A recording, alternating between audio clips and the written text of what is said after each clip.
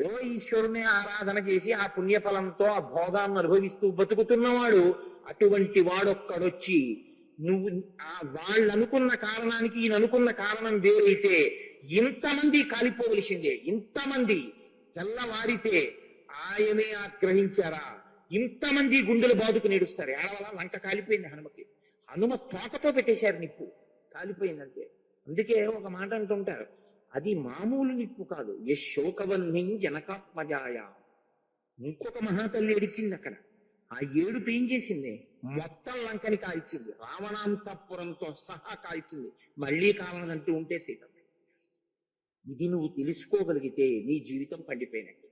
ఇది నువ్వు తెలుసుకోకపోతే తెలుసుకోవడానికి మళ్ళీ మనుష్య జన్మలోకి వస్తామన్న నమ్మకం ఏమిటి? వచ్చి ఇప్పుడు తెలుసుకోవట్లేదా?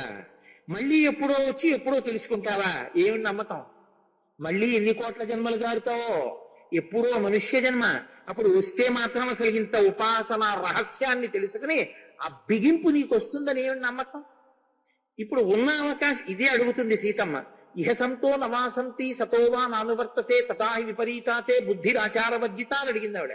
ఇక్కడ చెప్పేవాళ్ళు లేరా? చెబితే నువ్వు వినవా? విని ఆచరించవా? ఎక్కడుంది సమస్య నీకని అడిగింది. అందుకుని సుందరకాండ అడిగింది. అది రావణుని అడిగింది కాదు, సమస్త సమాజాన్ని అడిగింది ఆవిడ. ఎన్ని యుగాలు మారినా అదే ప్రశ్న. నీకు చెప్పేవాళ్ళు లేక, చెప్పేవాళ్ళు చెప్పినా నువ్వు వినవా? విని విడిచిపెడతావా? ఆచరించవా? ఎక్కడుంది నీ సమస్య? ఎందుకు ఇన్ని జన్మలు ఎత్తుతున్నావు? ఎందుకు ఈ జన్మ చిట్ట చివరి జన్మ చేసుకోవాలన్న పూనిక లేకుండా పోతోంది. అన్నీ ఏదో దీనికన్నా హరిబ్రహ్మాదులు వచ్చినా నేను వినండి అంటాడు. హరిబ్రహ్మాదులు వచ్చి నీకు చెప్పేది నీలోంచి వెళ్ళిపోతే చాలు. వాళ్ళు రావడం ఎందుకు నీకు చెప్పడానికి? వాళ్ళు రావక్కర్లేదు. ఈ మాట ఇంకో దానికి అనమే. ఏది ఏమైపోయినా ఈశ్వరుడి పాదాలు వదలనండి అనమే. అలా అన్నవాళ్ళు పరీక్షకి లోనయ్యారు. అంత తేలిగ్గా అలా అన్నారని ఈశ్వరుడు వచ్చేయలేదు. మీరు అది గమనించాలి. అలా అన్నవాళ్ళు కొరణాలు దెబ్బలు తిన్నారు. భార్య కాని బాధపడి కళ్ళంబట నీళ్లు పెట్టిందో, మీరు ఏ ప్రయత్నాలు చేయండి మీకు కలిసి రావు. మీరు ఎంత వృద్ధిలోకి వెళ్ళారో అంత జారిపోతారు. కారణం ఏమిటో తెలుసా? భార్య కన్నీరే. ఒక్కటే కారణం. వేదం ఎప్పుడు చెప్పినా ఒక్కటే చెప్తోంది, నీ ఇంట్లో ఉన్న ఇల్లాలు లక్ష్మీ స్వరూప, ఆవిడ సంతోషంగా ఉండాలి. ఆవిడ సంతోషంగా ఉండడానికి ఒక్కటే కారణం. ఏ కారణానికి సంతోషిస్తుందో తెలుసా అండి? ఆయన మనసంతా నేనే. ఆ స్థానం ఇంకొకరు పొందకూడదు. ఆయన మనసంతా నేనే, ఆయనకి నేనంటే అంత ప్రేమ. దీనికి ఇద్దరు పక్క పక్కన ఉన్నారా లేదా కూడా అవసరం. పక్క పక్కన లేనప్పుడు తన భర్త యందు కొన్ని వేల మంది కాంతలు అనురక్తలయ్యి ఉండగా నా భార్య తప్ప ఆ స్థానంలో ఇంకోరు ఉండడానికి వీలు లేదని అటువంటి చూపు చూడని భర్త దొరికితే దానికి భార్య పొంగిపోతుంది.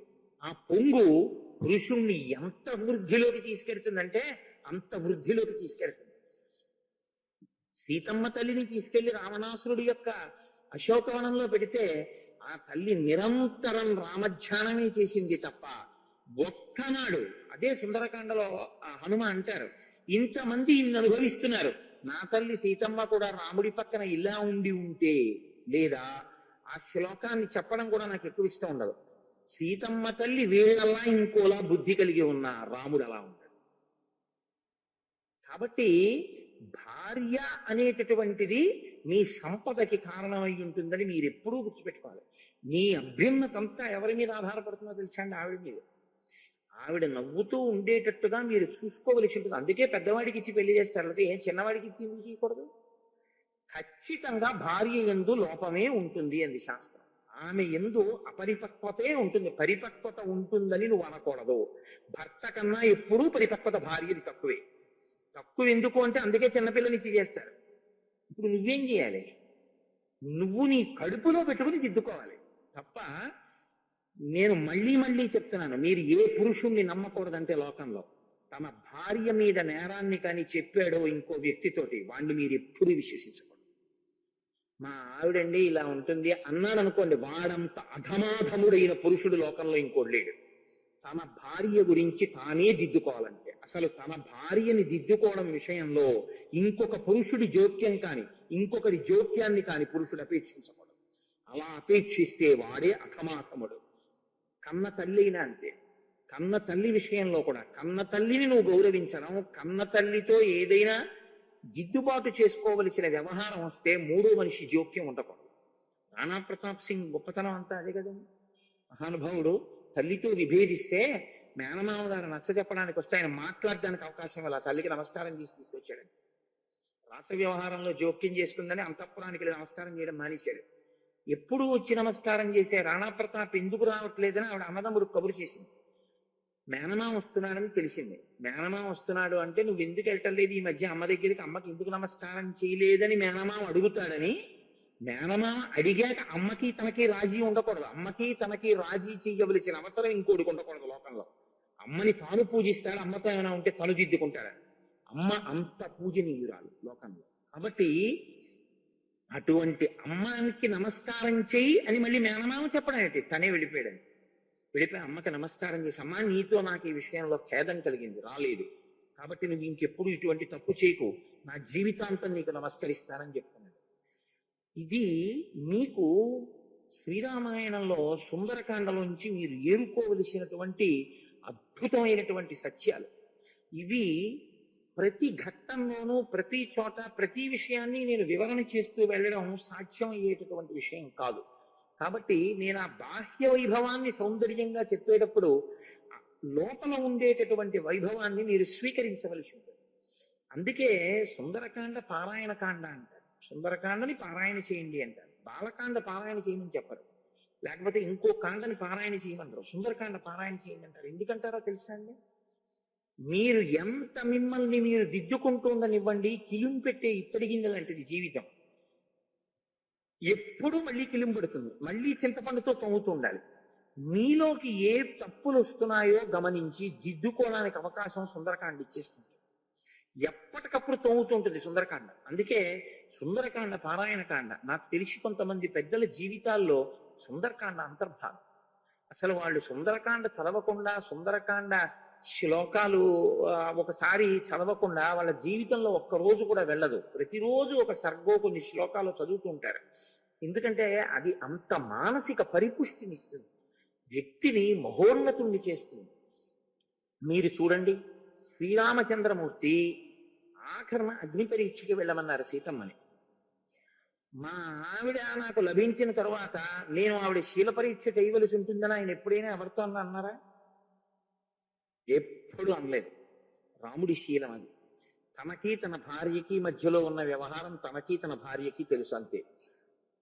దానికి మూడో వ్యక్తి కూర్చోవడం ఎలా ఉంటుందో తెలుసా? ఇప్పటికీ మనం సీతమ్మ అగ్ని పరీక్ష గురించి మాట్లాడతాం, మాట్లాడిన వాడిది పొరపాటు.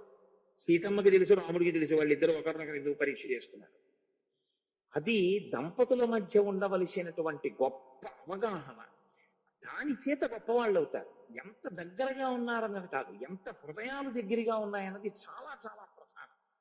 దానికి కావలసినటువంటి అవగాహన దంపతుల మధ్య ఎంతో అవసరం. అందుకే ఏ తప్పైనా చేయి పర్వాలేదు, కానీ దంపతుల మధ్య కొంచెం దూరం పెరిగేలా మాత్రం ఏ తప్పు చెయ్యవద్దు. దీన్ని శాస్త్రం ఎంత కఠినంగా చెప్పిందంటే అసలు ఇద్దరి మధ్యలోంచి నడవద్దని చెప్పి. మాట్లాడడం మాట దేవుడేరుగా, ఇద్దరి మధ్యలోంచి నువ్వు నడవద్దని. వాళ్ళిద్దరి మధ్య నడవడానికి అధికారం లేదు మనకి. ఒకవేళ భార్య ఎటు భర్త ఇటు ఉంటే అయ్యా మీరు ఇటు రెండని మీరు వెళ్ళాలి తప్ప మధ్యలోంచి వెళ్ళడానికి కూడా వెడితే ఏమైందండి? ఇవాళ వెళ్ళావు, రేపు వాళ్ళిద్దరి మధ్యలో నువ్వు ఎందుకు నిలబడవలసి వస్తుందో, వాళ్ళిద్దరికి కలవడానికి నువ్వు ఉండడం అడ్డం వచ్చింది. అలా అడ్డం వెళ్ళవద్దు.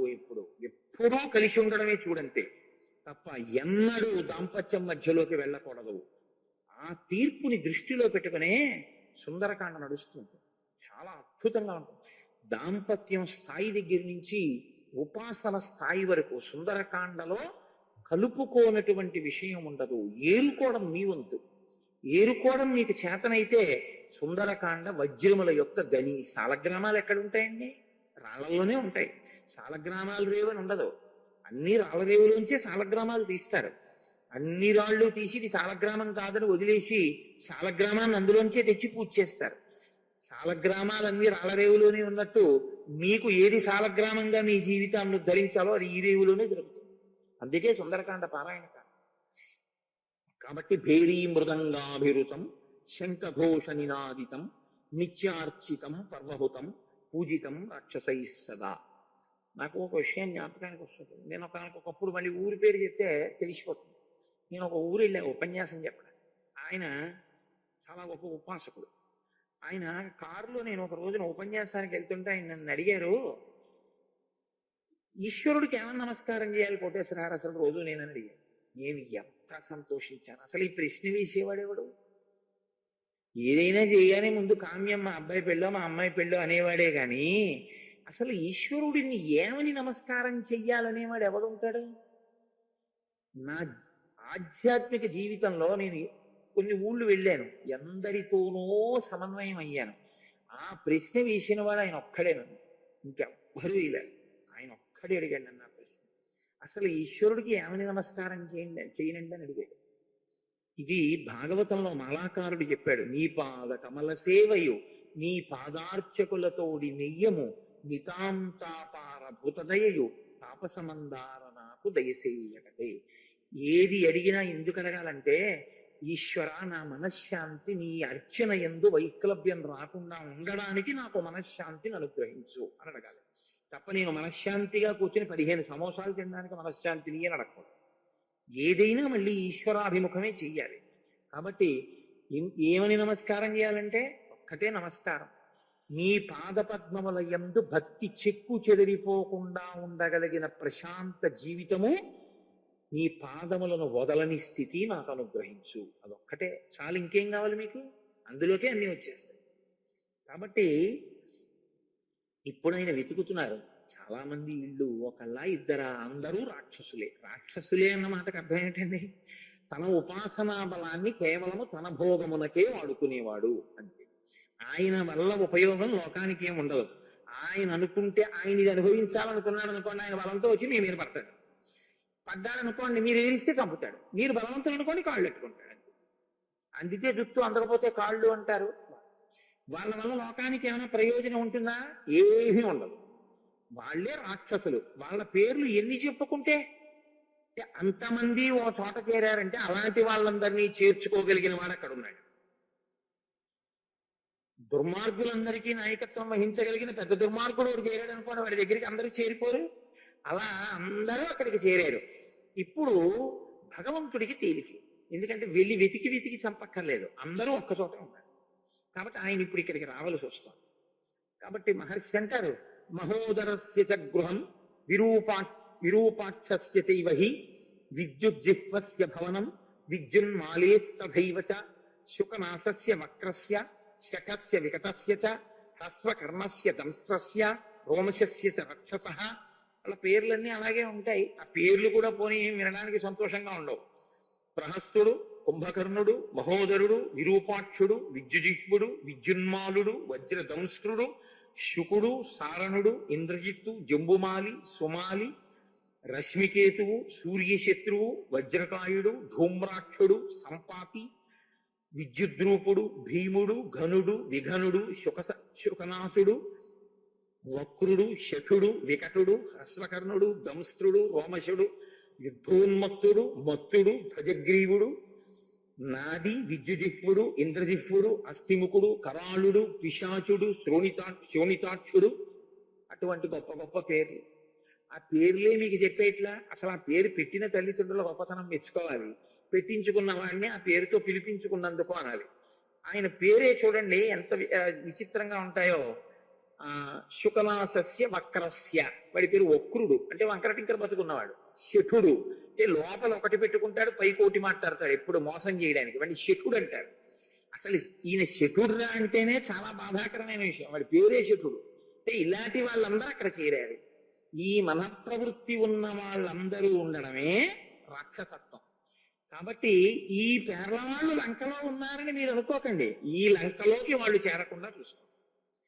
ఈ లంకలోకి వాళ్ళు చేరకుండా చూసుకోవాలంటే ఒక్కటే, ఇక్కడ సింహాసనం ఉంది, దాని మీద సీతారాములు కూర్చోవడానికి యోగ్యమైన స్థితిని మీరు అలా అట్టిపెట్టి ఉంచండి చాలు. వాళ్ళు కూర్చోవాలంటే ఈ పక్కన వీళ్ళు లేకుండా ఉంటే చాలు. వాళ్ళు కూర్చుంటారు, హాయిగా కూర్చుంటారు. కాబట్టి పక్కన ఎవరికి ఉంచాలి మీరు? లక్ష్మణ భరత శత్రుఘ్నుల్ని హనుమని ఉంచండి.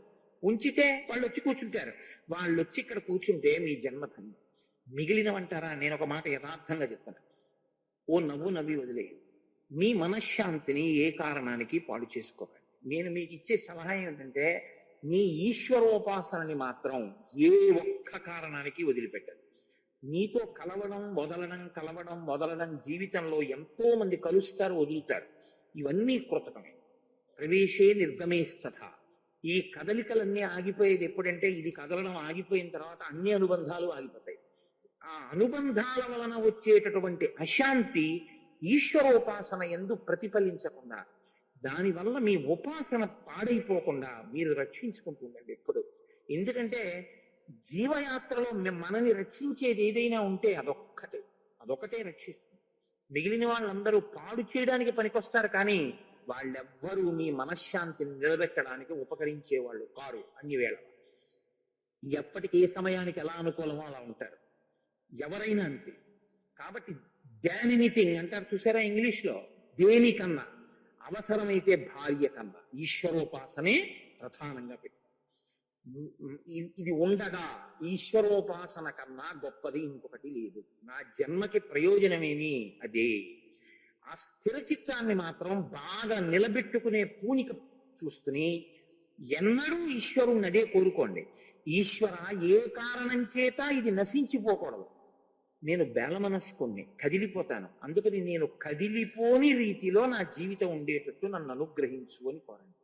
అది మీకు సమస్త శాంత్య ఉపశాంతులను ఆయన అనుగ్రహిస్తాడు. సుందరకాండ యొక్క సారాంశం అదే. ఇన్ని చూస్తున్నా హనుమ చెదరలేదు. చూశారా మీరు? హనుమ చెదిరిపోయారనుకోండి, ఇక లేదు సుందరకాండ. కానీ ఉపాసకుని స్థితి ఎలా ఉంటుందంటే చచ్చిపోదాం అన్నంత స్థితికి వెళ్తుంది. అది ఈశ్వరుడి వైపు నుంచి పరీక్ష కావచ్చు, సమాజం వైపు నుంచి పరీక్ష కావచ్చు. రెండు రకాలుగా ఎలా అయినా ఉంటుంది. ఎందుకంటే నేను ఈ మాట ఎందుకంటున్నానో తెలుసా అండి? ఉపాసకులందరూ అటువంటి స్థితిని అనుభవించిన వాళ్ళే. Nobody's life is a bed of roses. ఏ ఉపాసకుని జీవితము కూడా సంతోషంగా గడిచిపోయిందని మీరు అనుకుంటున్నారేమో. ఎప్పుడు గడవదు, ఎప్పుడు రాళ్లు పడుతూనే ఉంటాయి. వాటిని మీరు ఒక నవ్వు నవ్వి విడిచిపెట్టేసేయాలి. పైగా లోపల ఒక కోరిక కోరుకుంటూ ఉండాలి, అజ్ఞానం, ఈశ్వర క్షమించవాలని అంటున్నారు తప్ప వాళ్ళు నశించిపోవాలని మీరు కోరకూడదు. వాళ్ళు వృద్ధిలోకి రావాలని మీరు కోరాలి. వాళ్ళకి అవగాహన కావాలి అని మీరు కోరుకోవాలి. ఎందుకు నేను ఈ మాటలు అంటున్నానో తెలుసా అండి? నేను అనడం వెనక ఒక నేపథ్యం ఉంది. మీరు రామదాస్ గారి జీవితం తీసుకోండి. ఆయన జీవితం ఏమైనా అంత తేలిగ్గా ఈశ్వరానుగ్రహం పొందేసిందా అండి? ఎన్ని కష్టాలు పడ్డాడు మహానుభావుడు. తుకారాం గారి జీవితం తీసుకోండి, ఎన్ని కష్టాలు పడ్డాడు మహానుభావుడు. ఒక ఉపాసన చేయడం అంటే ఒక 2 గంటల పాటు మీరు ఇలా కూర్చుని మళ్ళీ ఇలా కాలెత్తకుండా కూర్చోవడం అంటే అందులో 2 ప్రక్రియలు ఉంటాయి. దాన్ని మీరు సాధించవలసి ఉంటుంది. ఒకటోది అసలు కూర్చోవడంలో కష్టం. ఎందుకనంటే అయ్య బాబోయ్ అంతసేపు కూర్చోవడమే అంటుంది శరీరం. నొప్పి ఉండదని మీరు అనుకుంటున్నారా? ఖచ్చితంగా ఉంటుంది. మొదట్లో మీరు అలవాటు చేయడం, తప్పదు నువ్వు అలా ఉండాలి, తప్పదు నువ్వు అలా ఉండాలి. బడికి వెళ్ళని పిల్లాన్ని తండ్రి తల్లి లెంపకాయ కొట్టి పంపిస్తారు. కోపంతో పంపిస్తారా? కోపంతో కొడతారా? అభ్యున్నతికి కొడతారు. అలా నువ్వు ఏం చేస్తావో నాకు అనవసరం, తప్పదు కూర్చోవాలి, కాబట్టి నువ్వు అలవాటు చేసుకో అని అలవాటు చేసి తర్వాతది ఏమైపోవాలంటే ఈశ్వరోపాసన ఎందు అసలు ఆ క్లేశం మీకు గుర్తురాదు. అందులో రమించిపోవడంలో ఇది ఏమైపోతుందో మీకు జ్ఞాపకం ఉండకూడదు. ఇది నెప్పెడుతోందో, ఇది బాధపడుతోందో మీ ఎరుకలో ఉండకూడదు. అంటే దీని ఎరుకని ఆ ఎరుక ఎందు, ఆ అనుభవమునందు మీరు మరిచిపోగలిగిన స్థితికి మీరు ఎదిగిపోవాలి. ఎదిగిపోయారనుకోండి, ఇది ఖచ్చితంగా శుష్కిస్తుంది. వెలుతురు ఇవ్వాలన్న కొవ్వొత్తి కరిగి తీరాలి. ఇది మీరు దాద్దామన్నా జర్జరీభూతం అయిపోతుంది. దీన్ని మీరు కష్టపెట్టద్దు అన్నా, ఇలా ఉంచుదామన్నా ఉండదు. అలా ఉండని దాన్ని ఈశ్వరార్చనలో కరిగించడం మంచిది. అందుకు కదండి నీరాజనం కళ్ళకద్దుకుంటాం. నీరాజనాన్ని కళ్ళకద్దుకోవడం ఎందుకు? ఏ దీపం కూడా వెలుగుతోందిగా, మరి దాన్ని ఎందుకు కళ్ళకద్దుకోరు మీరు? నీరాజనం శుద్ధస్ఫటికం, తెల్లగా ఉంటుంది. ఏదైనా సరే కాలిపోయే ముందు ఘనం ద్రవమై ద్రవం వాయువుగా మారుతుంది. కర్పూరం మీరు జాగ్రత్తగా గమనించండి, కాలిపోయే ముందు కొంచెం నీరు కింద వస్తుంది, కానీ బాగా నీరు అవదు. ఘనం నుంచి వాయు రూపంలోకి చాలా తొందరగా అయిపోయి పొగొచ్చేసి తొందరగా వెలిగిపోతుంది. ఆలస్యం అయిపోయింది. నేనేం చేసింది లేదు. బ్రహ్మచర్యంలో ఒక గురువు గారిని ఆశ్రయించి నేను చదువుకున్న వేదం లేదు. పేరుకి పెద్దల దగ్గరికి వెళ్ళి యజుశాఖాధ్యాయి అని చెప్పడమే. నేను చదువుకున్న యజుర్వేదం లేదు. నాకు పుస్తకం చూడకుండా శ్రీ సూక్త పురుష సూక్తాలతో రుద్రంతో అభిషేకం చేయగలిగిన శక్తి లేదు. నేను నాకున్న డబ్బుతో ఇన్ని పూలు తీసుకొచ్చి నీకు వర్తించగలిగినటువంటి స్థితి లేదు. కానీ నాకున్న పరిమితులను నువ్వు గమనించి నేను ఏమీ చెయ్యలేకపోయాను. జీవితం వృధా అయిపోయింది. ఇంకా మిగిలిందా? వచ్చేస్తోంది జర. కాబట్టి నేను తొందరగా నీలో ఐక్యం అవ్వడానికి కావలసిన మానసిక పరిపుష్టిని నాకు ఇయ్యి అని అడగడం నీరు కాకుండా వాయువు అయిపోయిన నీరాజనాన్ని కళ్ళకద్దుకో. ఆ స్థితిని నాకు ఇయ్యి అని అడుగుతాం మనం. అందుకని హారతొక్కటే కల. అది బాగా పూనిక నిలబడాలి. నేను ఆ నేపథ్యంలో మీకు నేను చెప్తున్నది. ఇది పైకి నోటితో అనడం కాదు. అస్తమానం మీరు పైకి అనక్కర్లేదు. మీ లోపల దృఢంగా ఉండాలి. ఏదైనా కదలకోలనిది ఉంటే అదొక్కటే. ఏదైనా రాజీ ఉంది, అదొక్క దాంతో రాజీ లేదు. దాని కొరకు అడ్డొస్తే దీన్ని విడిచిపెట్టవలసి ఉంటుంది తప్ప దాన్ని వదిలించి పట్టుకోవలసిందన్నది మాత్రం నా జీవితంలో ఇంకొకటి లేదు. దాందే అగ్రస్థానం.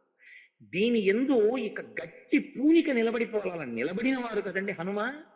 లేకపోతే చూడగానే బాబు ఈ గొడవంతా మనకెందుకు, ఎక్కడ రాముడు ఎక్కడ సీత, ఆయన పిల్లలు ఎదుగుపోతే నాకెందుకు వచ్చిన గొడవను ఆయన వదిలేరా?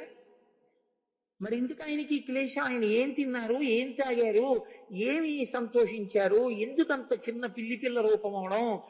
ఉపాసన క్రమంలో నువ్వు తరించవలసినటువంటి విధానం ఏమిటో నీకు చెప్తున్నది సుందరకాండ.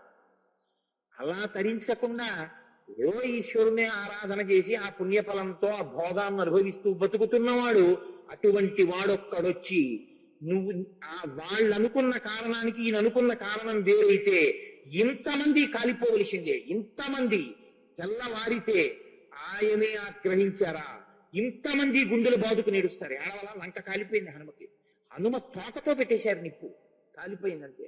అందుకే ఒక మాట అంటుంటారు, అది మామూలు నిప్పు కాదు. యశోకవన్నిం జనకాత్మజాయ. ఇంకొక మహాతల్లి ఏడిచింది అక్కడ. ఆ ఏడుపు ఏం చేసింది? మొత్తం లంకని కాల్చింది, రావణాంతపురంతో సహా కాల్చింది. మళ్ళీ కావాలంటూ ఉంటే సీతమ్మ. ఇది నువ్వు తెలుసుకోగలిగితే నీ జీవితం పండిపోయినట్టు. ఇది నువ్వు తెలుసుకోకపోతే తెలుసుకోవడానికి మళ్ళీ మనుష్య జన్మలోకి వస్తామన్న నమ్మకం ఏమిటి? వచ్చి ఇప్పుడు తెలుసుకోవట్లేదా? మళ్ళీ ఎప్పుడో వచ్చి ఎప్పుడో తెలుసుకుంటావా? ఏమి నమ్మకం? మళ్ళీ ఎన్ని కోట్ల జన్మలు జారుతావో, ఎప్పుడో మనుష్య జన్మ. అప్పుడు వస్తే మాత్రం అసలు ఇంత ఉపాసన రహస్యాన్ని తెలుసుకుని ఆ బిగింపు నీకు వస్తుందని ఏమి నమ్మకం? ఇప్పుడు ఉన్న అవకాశం ఇదే అడుగుతుంది సీతమ్మ. ఇహ సంతో నవాసంతి సతోవా నానువర్తసే తథాహి విపరీతాతే బుద్ధిరాచారవర్జిత అని అడిగింది ఆవిడ. ఇక్కడ చెప్పేవాళ్ళు లేరా? చెబితే నువ్వు వినవా, విని ఆచరించవా? ఎక్కడుంది సమస్య నీకని అడిగింది. అందుకని సుందరకాండ అడిగింది. అది రావణుని అడిగింది కాదు, సమస్త సమాజాన్ని అడిగింది. ఎన్ని యుగాలు మారినా అదే ప్రశ్న. నీకు చెప్పేవాళ్ళు లేక, చెప్పేవాళ్ళు చెప్పినా నువ్వు వినవా? విని విడిచిపెడతావా, ఆచరించవా? ఎక్కడుంది నీ సమస్య? ఎందుకు ఇన్ని జన్మలు ఎత్తుతున్నావు? ఎందుకు ఈ జన్మ చిట్ట చివరి జన్మ చేసుకోవాలన్న పూనిక లేకుండా పోతోంది. అన్నీ ఏదో దీనికన్నా హరిబ్రహ్మాదులు వచ్చినా నేను వినండి అంటాడు. హరిబ్రహ్మాదులు వచ్చి నీకు చెప్పేది నీలోంచి వెళ్ళిపోతే చాలు. వాళ్ళు రావడం ఎందుకు నీకు చెప్పడానికి? వాళ్ళు రావక్కర్లేదు. ఈ మాట ఇంకో దానికి అనమే. ఏది ఏమైపోయినా ఈశ్వరుడి పాదాలు వదలనండి అనమే. అలా అన్నవాళ్ళు పరీక్షకి లోనయ్యారు. అంత తేలిగ్గా అలా అన్నారనేమి ఈశ్వరుడు వచ్చేయలేదు. మీరు అది గమనించాలి. అలా అన్నవాళ్ళు కొరణాలు దెబ్బలు తిన్నారు. మహానుభావుడికి పావు షేరు అన్నంలో 16 షేర్ల ఉప్పు కలిపి అన్నం వండారు. వండి అన్నం పెట్టారు. ఆయన రామచంద్రమూర్తికి పెట్టి, నీకు పెట్టకుండా నేనేమీ తిన్నాను, అది క్షరాన్నమో క్షీరాన్నమో, నువ్వు తిను నేను తింటా అని అక్కడ పెట్టి, రామా నీకు నివేదన తింటానన్నాడు. ఆయనకి పెట్టిన క్షరాన్నము రామదాసుకి క్షీరాన్నమైంది. నీవు నమ్మితే పరీక్ష వస్తుంది, ఫలితము ఉంటుంది. పరీక్ష లేని ఉపాసన ఉండదు. ప్రతి ఉపాసనకి పరీక్షలు ఉంటాయి. ఇప్పుడు ఆ రాక్షసులందరూ అక్కడ ఉన్నారు. వాళ్ళ ఇళ్ళన్నీ వెతుకుతున్నారు. ఎవరి కోసం? సీతమ్మ కోసం. ఏమైన కర్మ? రామార్థం వానరార్థం చ, రామకార్యం మీద వెతుకుతున్నారు.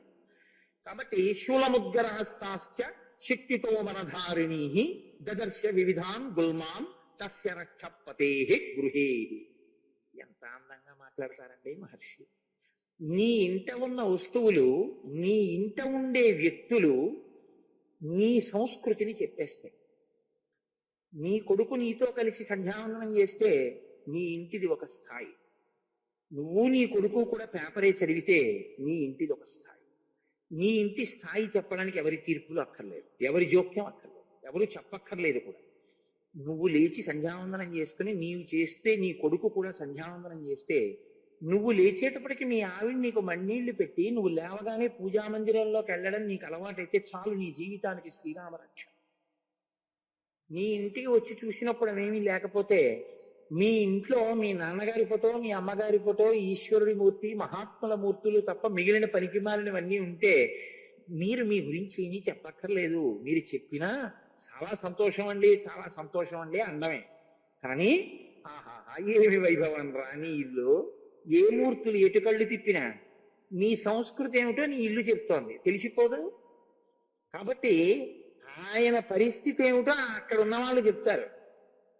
రామచంద్రమూర్తి మీరెళ్ళి భోగం అనుభవించండి అని తాను గుహలో పడుకుంటాడు. రావణుడు లోపల తాను భోగం అనుభవిస్తూ వీళ్ళని విచ్చుకొత్తునట్టుకుని బయట ఉండండి, ఎందుకంటే నేను ఎత్తుకొచ్చిన ఆడవాళ్ళతో అనుభవిస్తున్నానని ఎవడొస్తాడు అంటే. అంతే తేడా. ఎవరి ముందు ఎవరున్నారు, ఎవరు నిలబడ్డారు? రాముడి ముందు రావణుడు నిలబడ్డాడా, రావణుడి ముందు రాముడు పడిపోయాడా? నీ నడవడి, నీ ధర్మం, నీ ప్రవర్తన నిన్ను కాపాడు. దానికి ఇతరుల కితాబెందుకు? నీకు సుందరకాండ ఆదర్శం. నువ్వు నమ్ముకున్నది నిన్ను రక్షిస్తుంది. సుందరకాండ కన్నా నీకు ఆదర్శం ఇంకోటి లేదు. అంతే.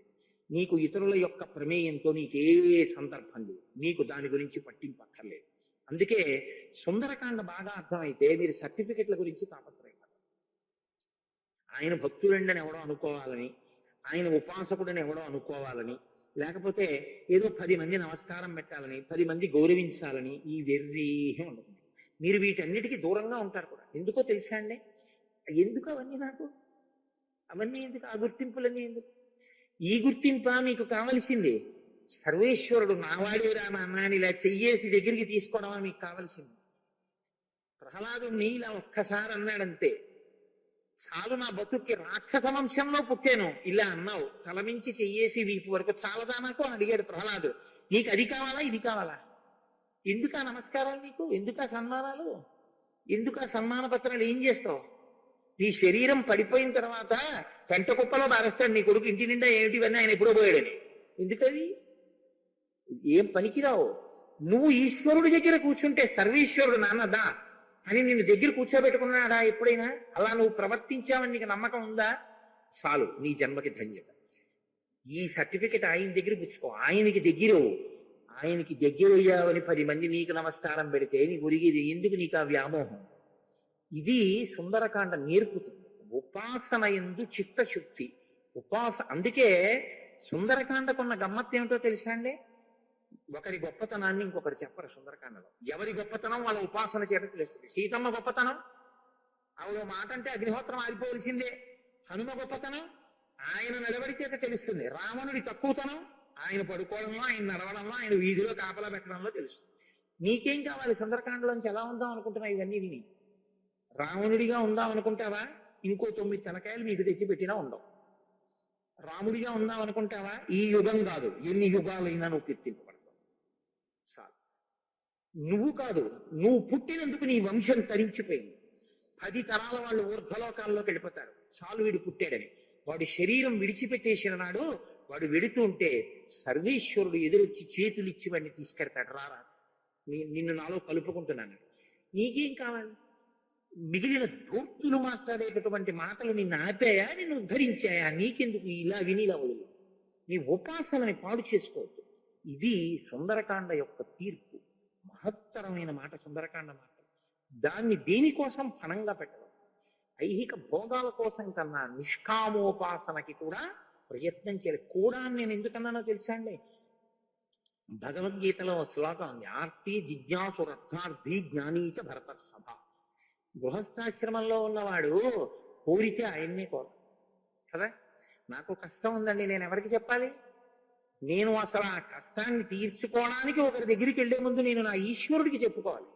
ఈశ్వరుడికి చెప్పుకొని, సర్వేశ్వర కొంచెం బాధపడుతున్నానయ్యా, మనశ్శాంతి ఉండట్లేదు, నువ్వు నాకు ఈ మనశ్శాంతి ఇస్తే తప్ప నాకు మళ్ళీ ధ్యానం మీద దృష్టి కుదరదు, కాబట్టి నాకు కొంచెం ఈ సమస్య పరిష్కరించి పెట్టు అని మీరు ఈశ్వరుణ్ణి అడగాలి.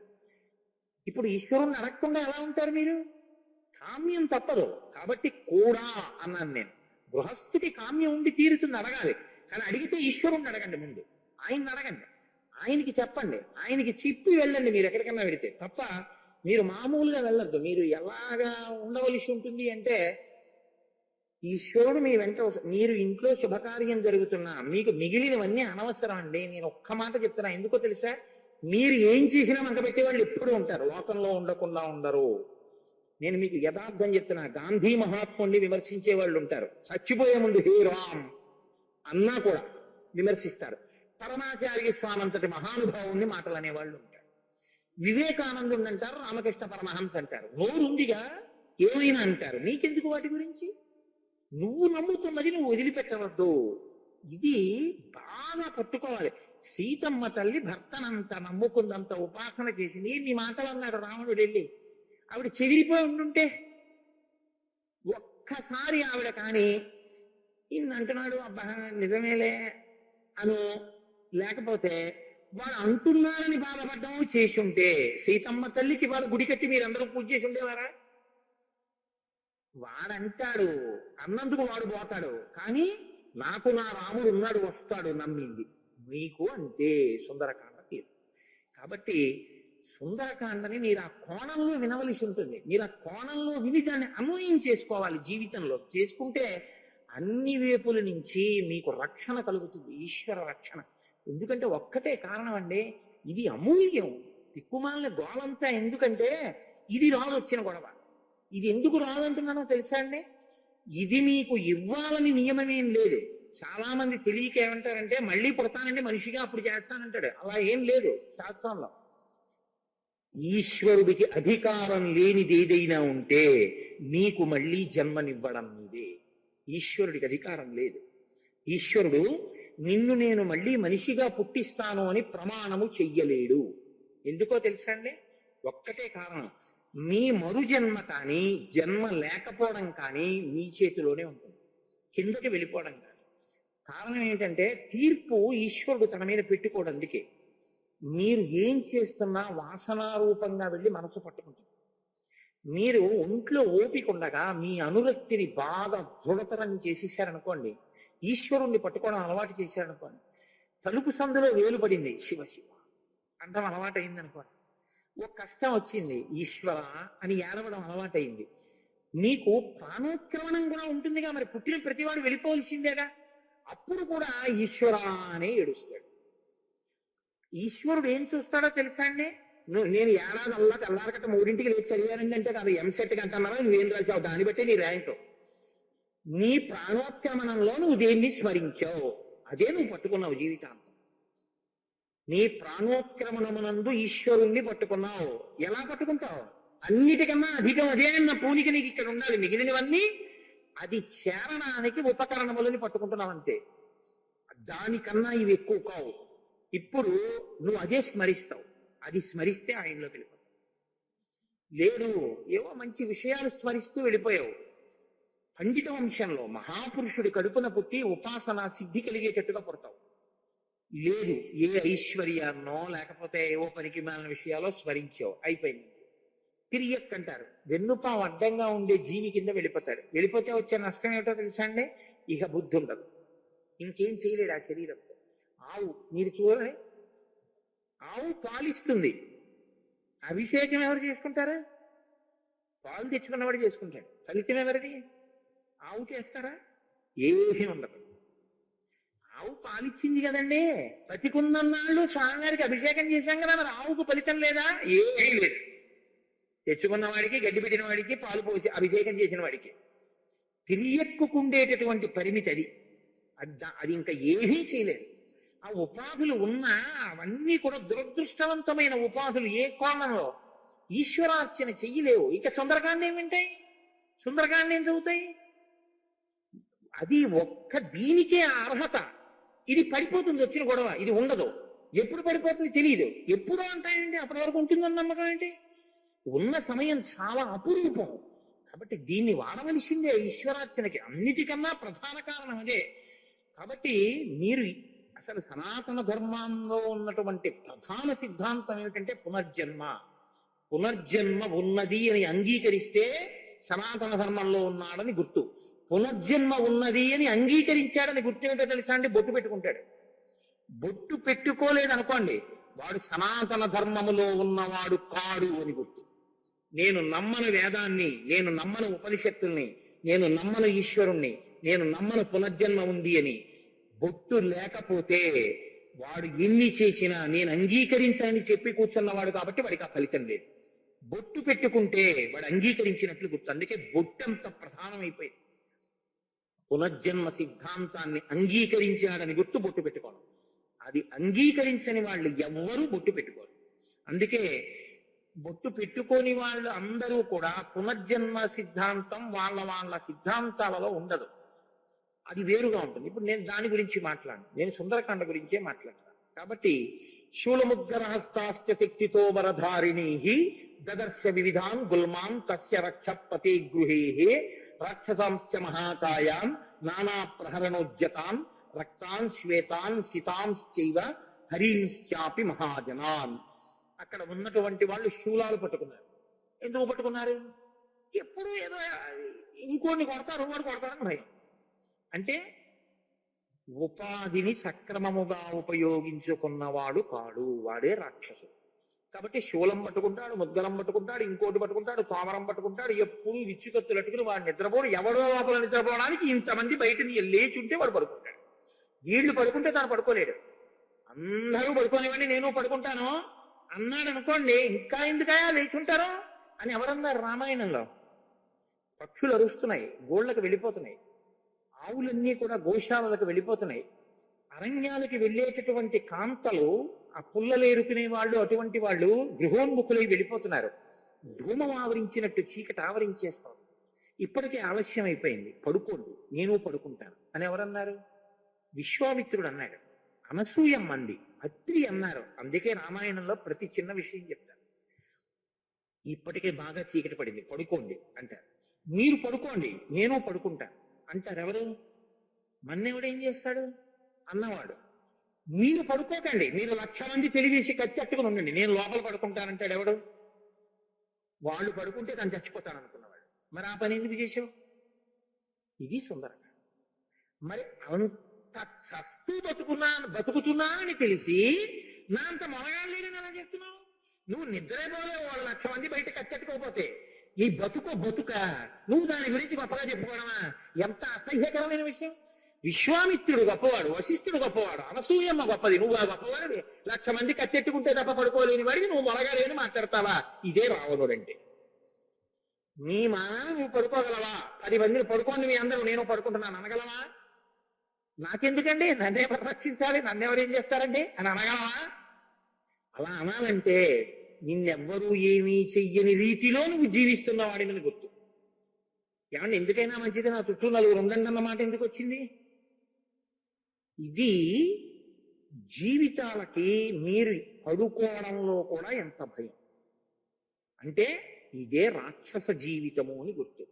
అలా ఉండద్దు స్మా. అది సుందరకాండ హెచ్చరిక. అంతేకాని కథాపరంగా రావణుడు లోపల పడుకున్నాడు, 1,00,000 మంది విచ్చుకత్తులు పట్టుకు తిరుగుతున్నారు, అబ్బా అలా ఉండాలండి నిజంగా, ఏమి గొప్పవాడండి అన్నారు అనుకో, కొంప మునిగిపోతుంది. అందుకే సుందరకాండం అలా వెనకండి. పై సౌందర్యం వేరు, అంతఃసౌందర్యం వేరు. లోపల అలా ఉండకూడదని పట్టుకోవాలి. శ్లోకాన్ని తిప్పాలి, తిప్పకపోతే రాదు. ఎందుకంటే వెనకటి ఒక ఆయన, ఒక ఐశ్వర్యవంతుడు కొడుకులు పనికిమాలిన వాళ్ళు అని అర్థమైపోయింది ఆయనకి. చచ్చిపోతూ ఒరే మీరు అలాగో పనికిరాదు, ప్రతి ఇంటికి వెళ్ళి భిక్షాటనం చేసి తినండి. ఒకవేళ ఇంకా కరువు వచ్చేసి పెట్టేవాడు కూడా లేకపోతే నేను మీకు గొప్ప ఐశ్వర్యాన్ని చెప్తాను, అది చేద్దరు కానీ నేను ఒక కాగితం ముక్క మీద రాసి ఇచ్చిన 3 సూత్రాలు ఉంటాయి, ఆ 3 సూత్రాలు చదువుకోండి, దాన్ని బట్టి బతకండి అన్నాడు. ఏమిట్రా నాన్నగారు అని చెప్పి చచ్చిపోయాడు ఆయన. బీరువాలు తీశారు, ఏం లేవు. పెట్లు తీశారు, ఏం లేవు. ఒరే ఇంత సంపాదించాడు, ఎక్కడా కానీ లేదు. ఆ కాగితం ఏమిటని చదివారు. అమ్మకి అన్నం పెట్టవద్దు మొదటి మాట. మీరు లోకంలో ఎవడైనా తండ్రి చచ్చిపోయే ముందు ఒరే మీ అమ్మని జాగ్రత్తగా చూడండి అంటే అమ్మకి అన్నం పెట్టవద్దు అని రాశాడు. ఇదేమిటి ఇలా ఉంది? సరే రెండో సూత్రం చదవండి పోనీ. విత్తు విత్తు పెట్టి పందిరెయ్యవద్దు. ఇదేంటి విత్తనం పెట్టి పందిరేయకపోతే పాది ఎలా కాస్తుంది? మా నాన్న సంధి ప్రలాపం చచ్చిపోయే ముందు పైత్యంలో రాశాడేమో ఇవన్నీ అనుకున్నాను. ఎక్కడా ఏమీ దొరకకపోతే ఇల్లు తవ్వేయండి అని ఉంది.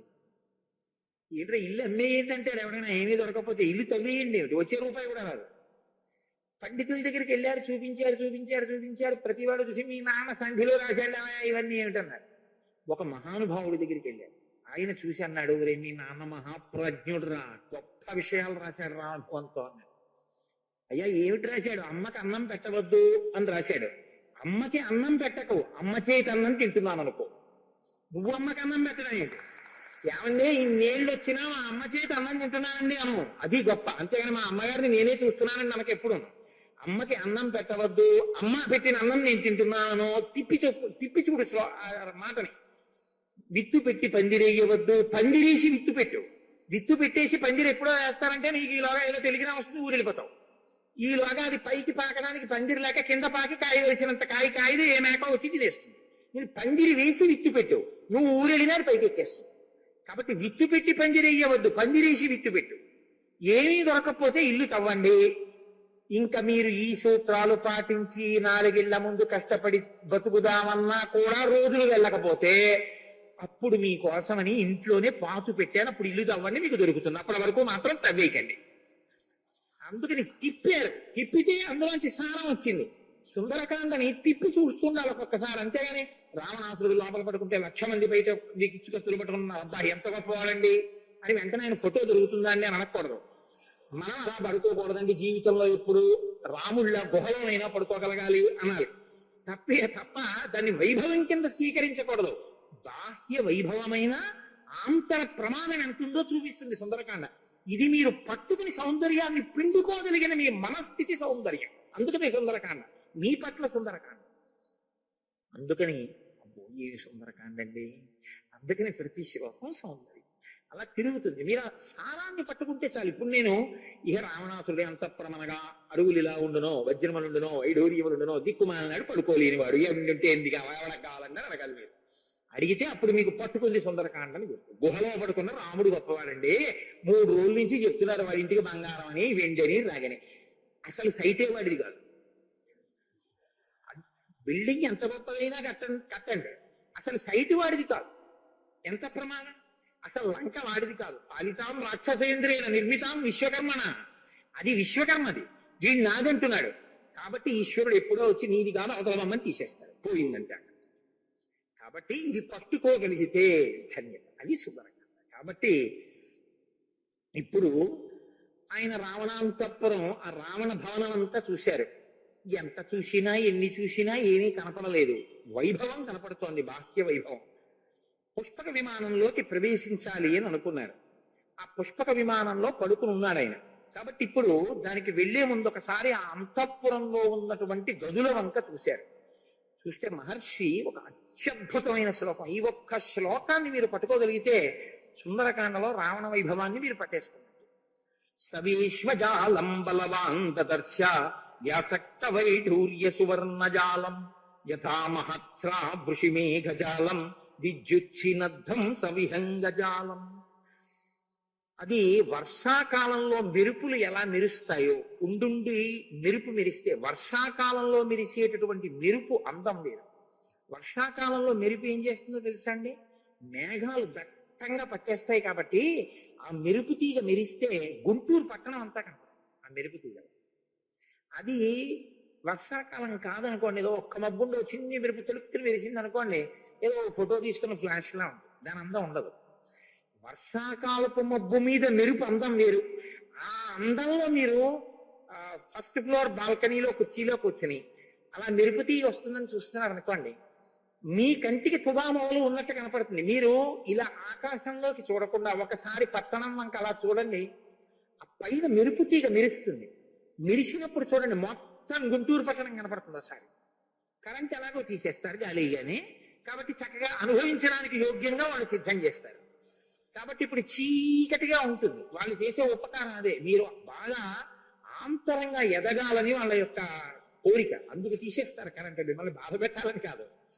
కాబట్టి ఇప్పుడు మీరు ఆ చీకట్లో కూర్చుంటే ఆ మెరుపు తీగ ఒక్కసారి తటిల్లత అంతా మెరిపే కాబట్టి ఆ చివరి నుంచి ఈ చివరి వరకు మెరుస్తుంది.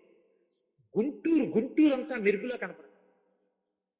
బృందావన్ గార్డెన్స్ వెంకటేశ్వర స్వామి గుడి శిఖరం నుంచి అన్ని కనపడతాయి మీరు అక్కడ ఉంటే ఆ మాసం ఒకవేళ.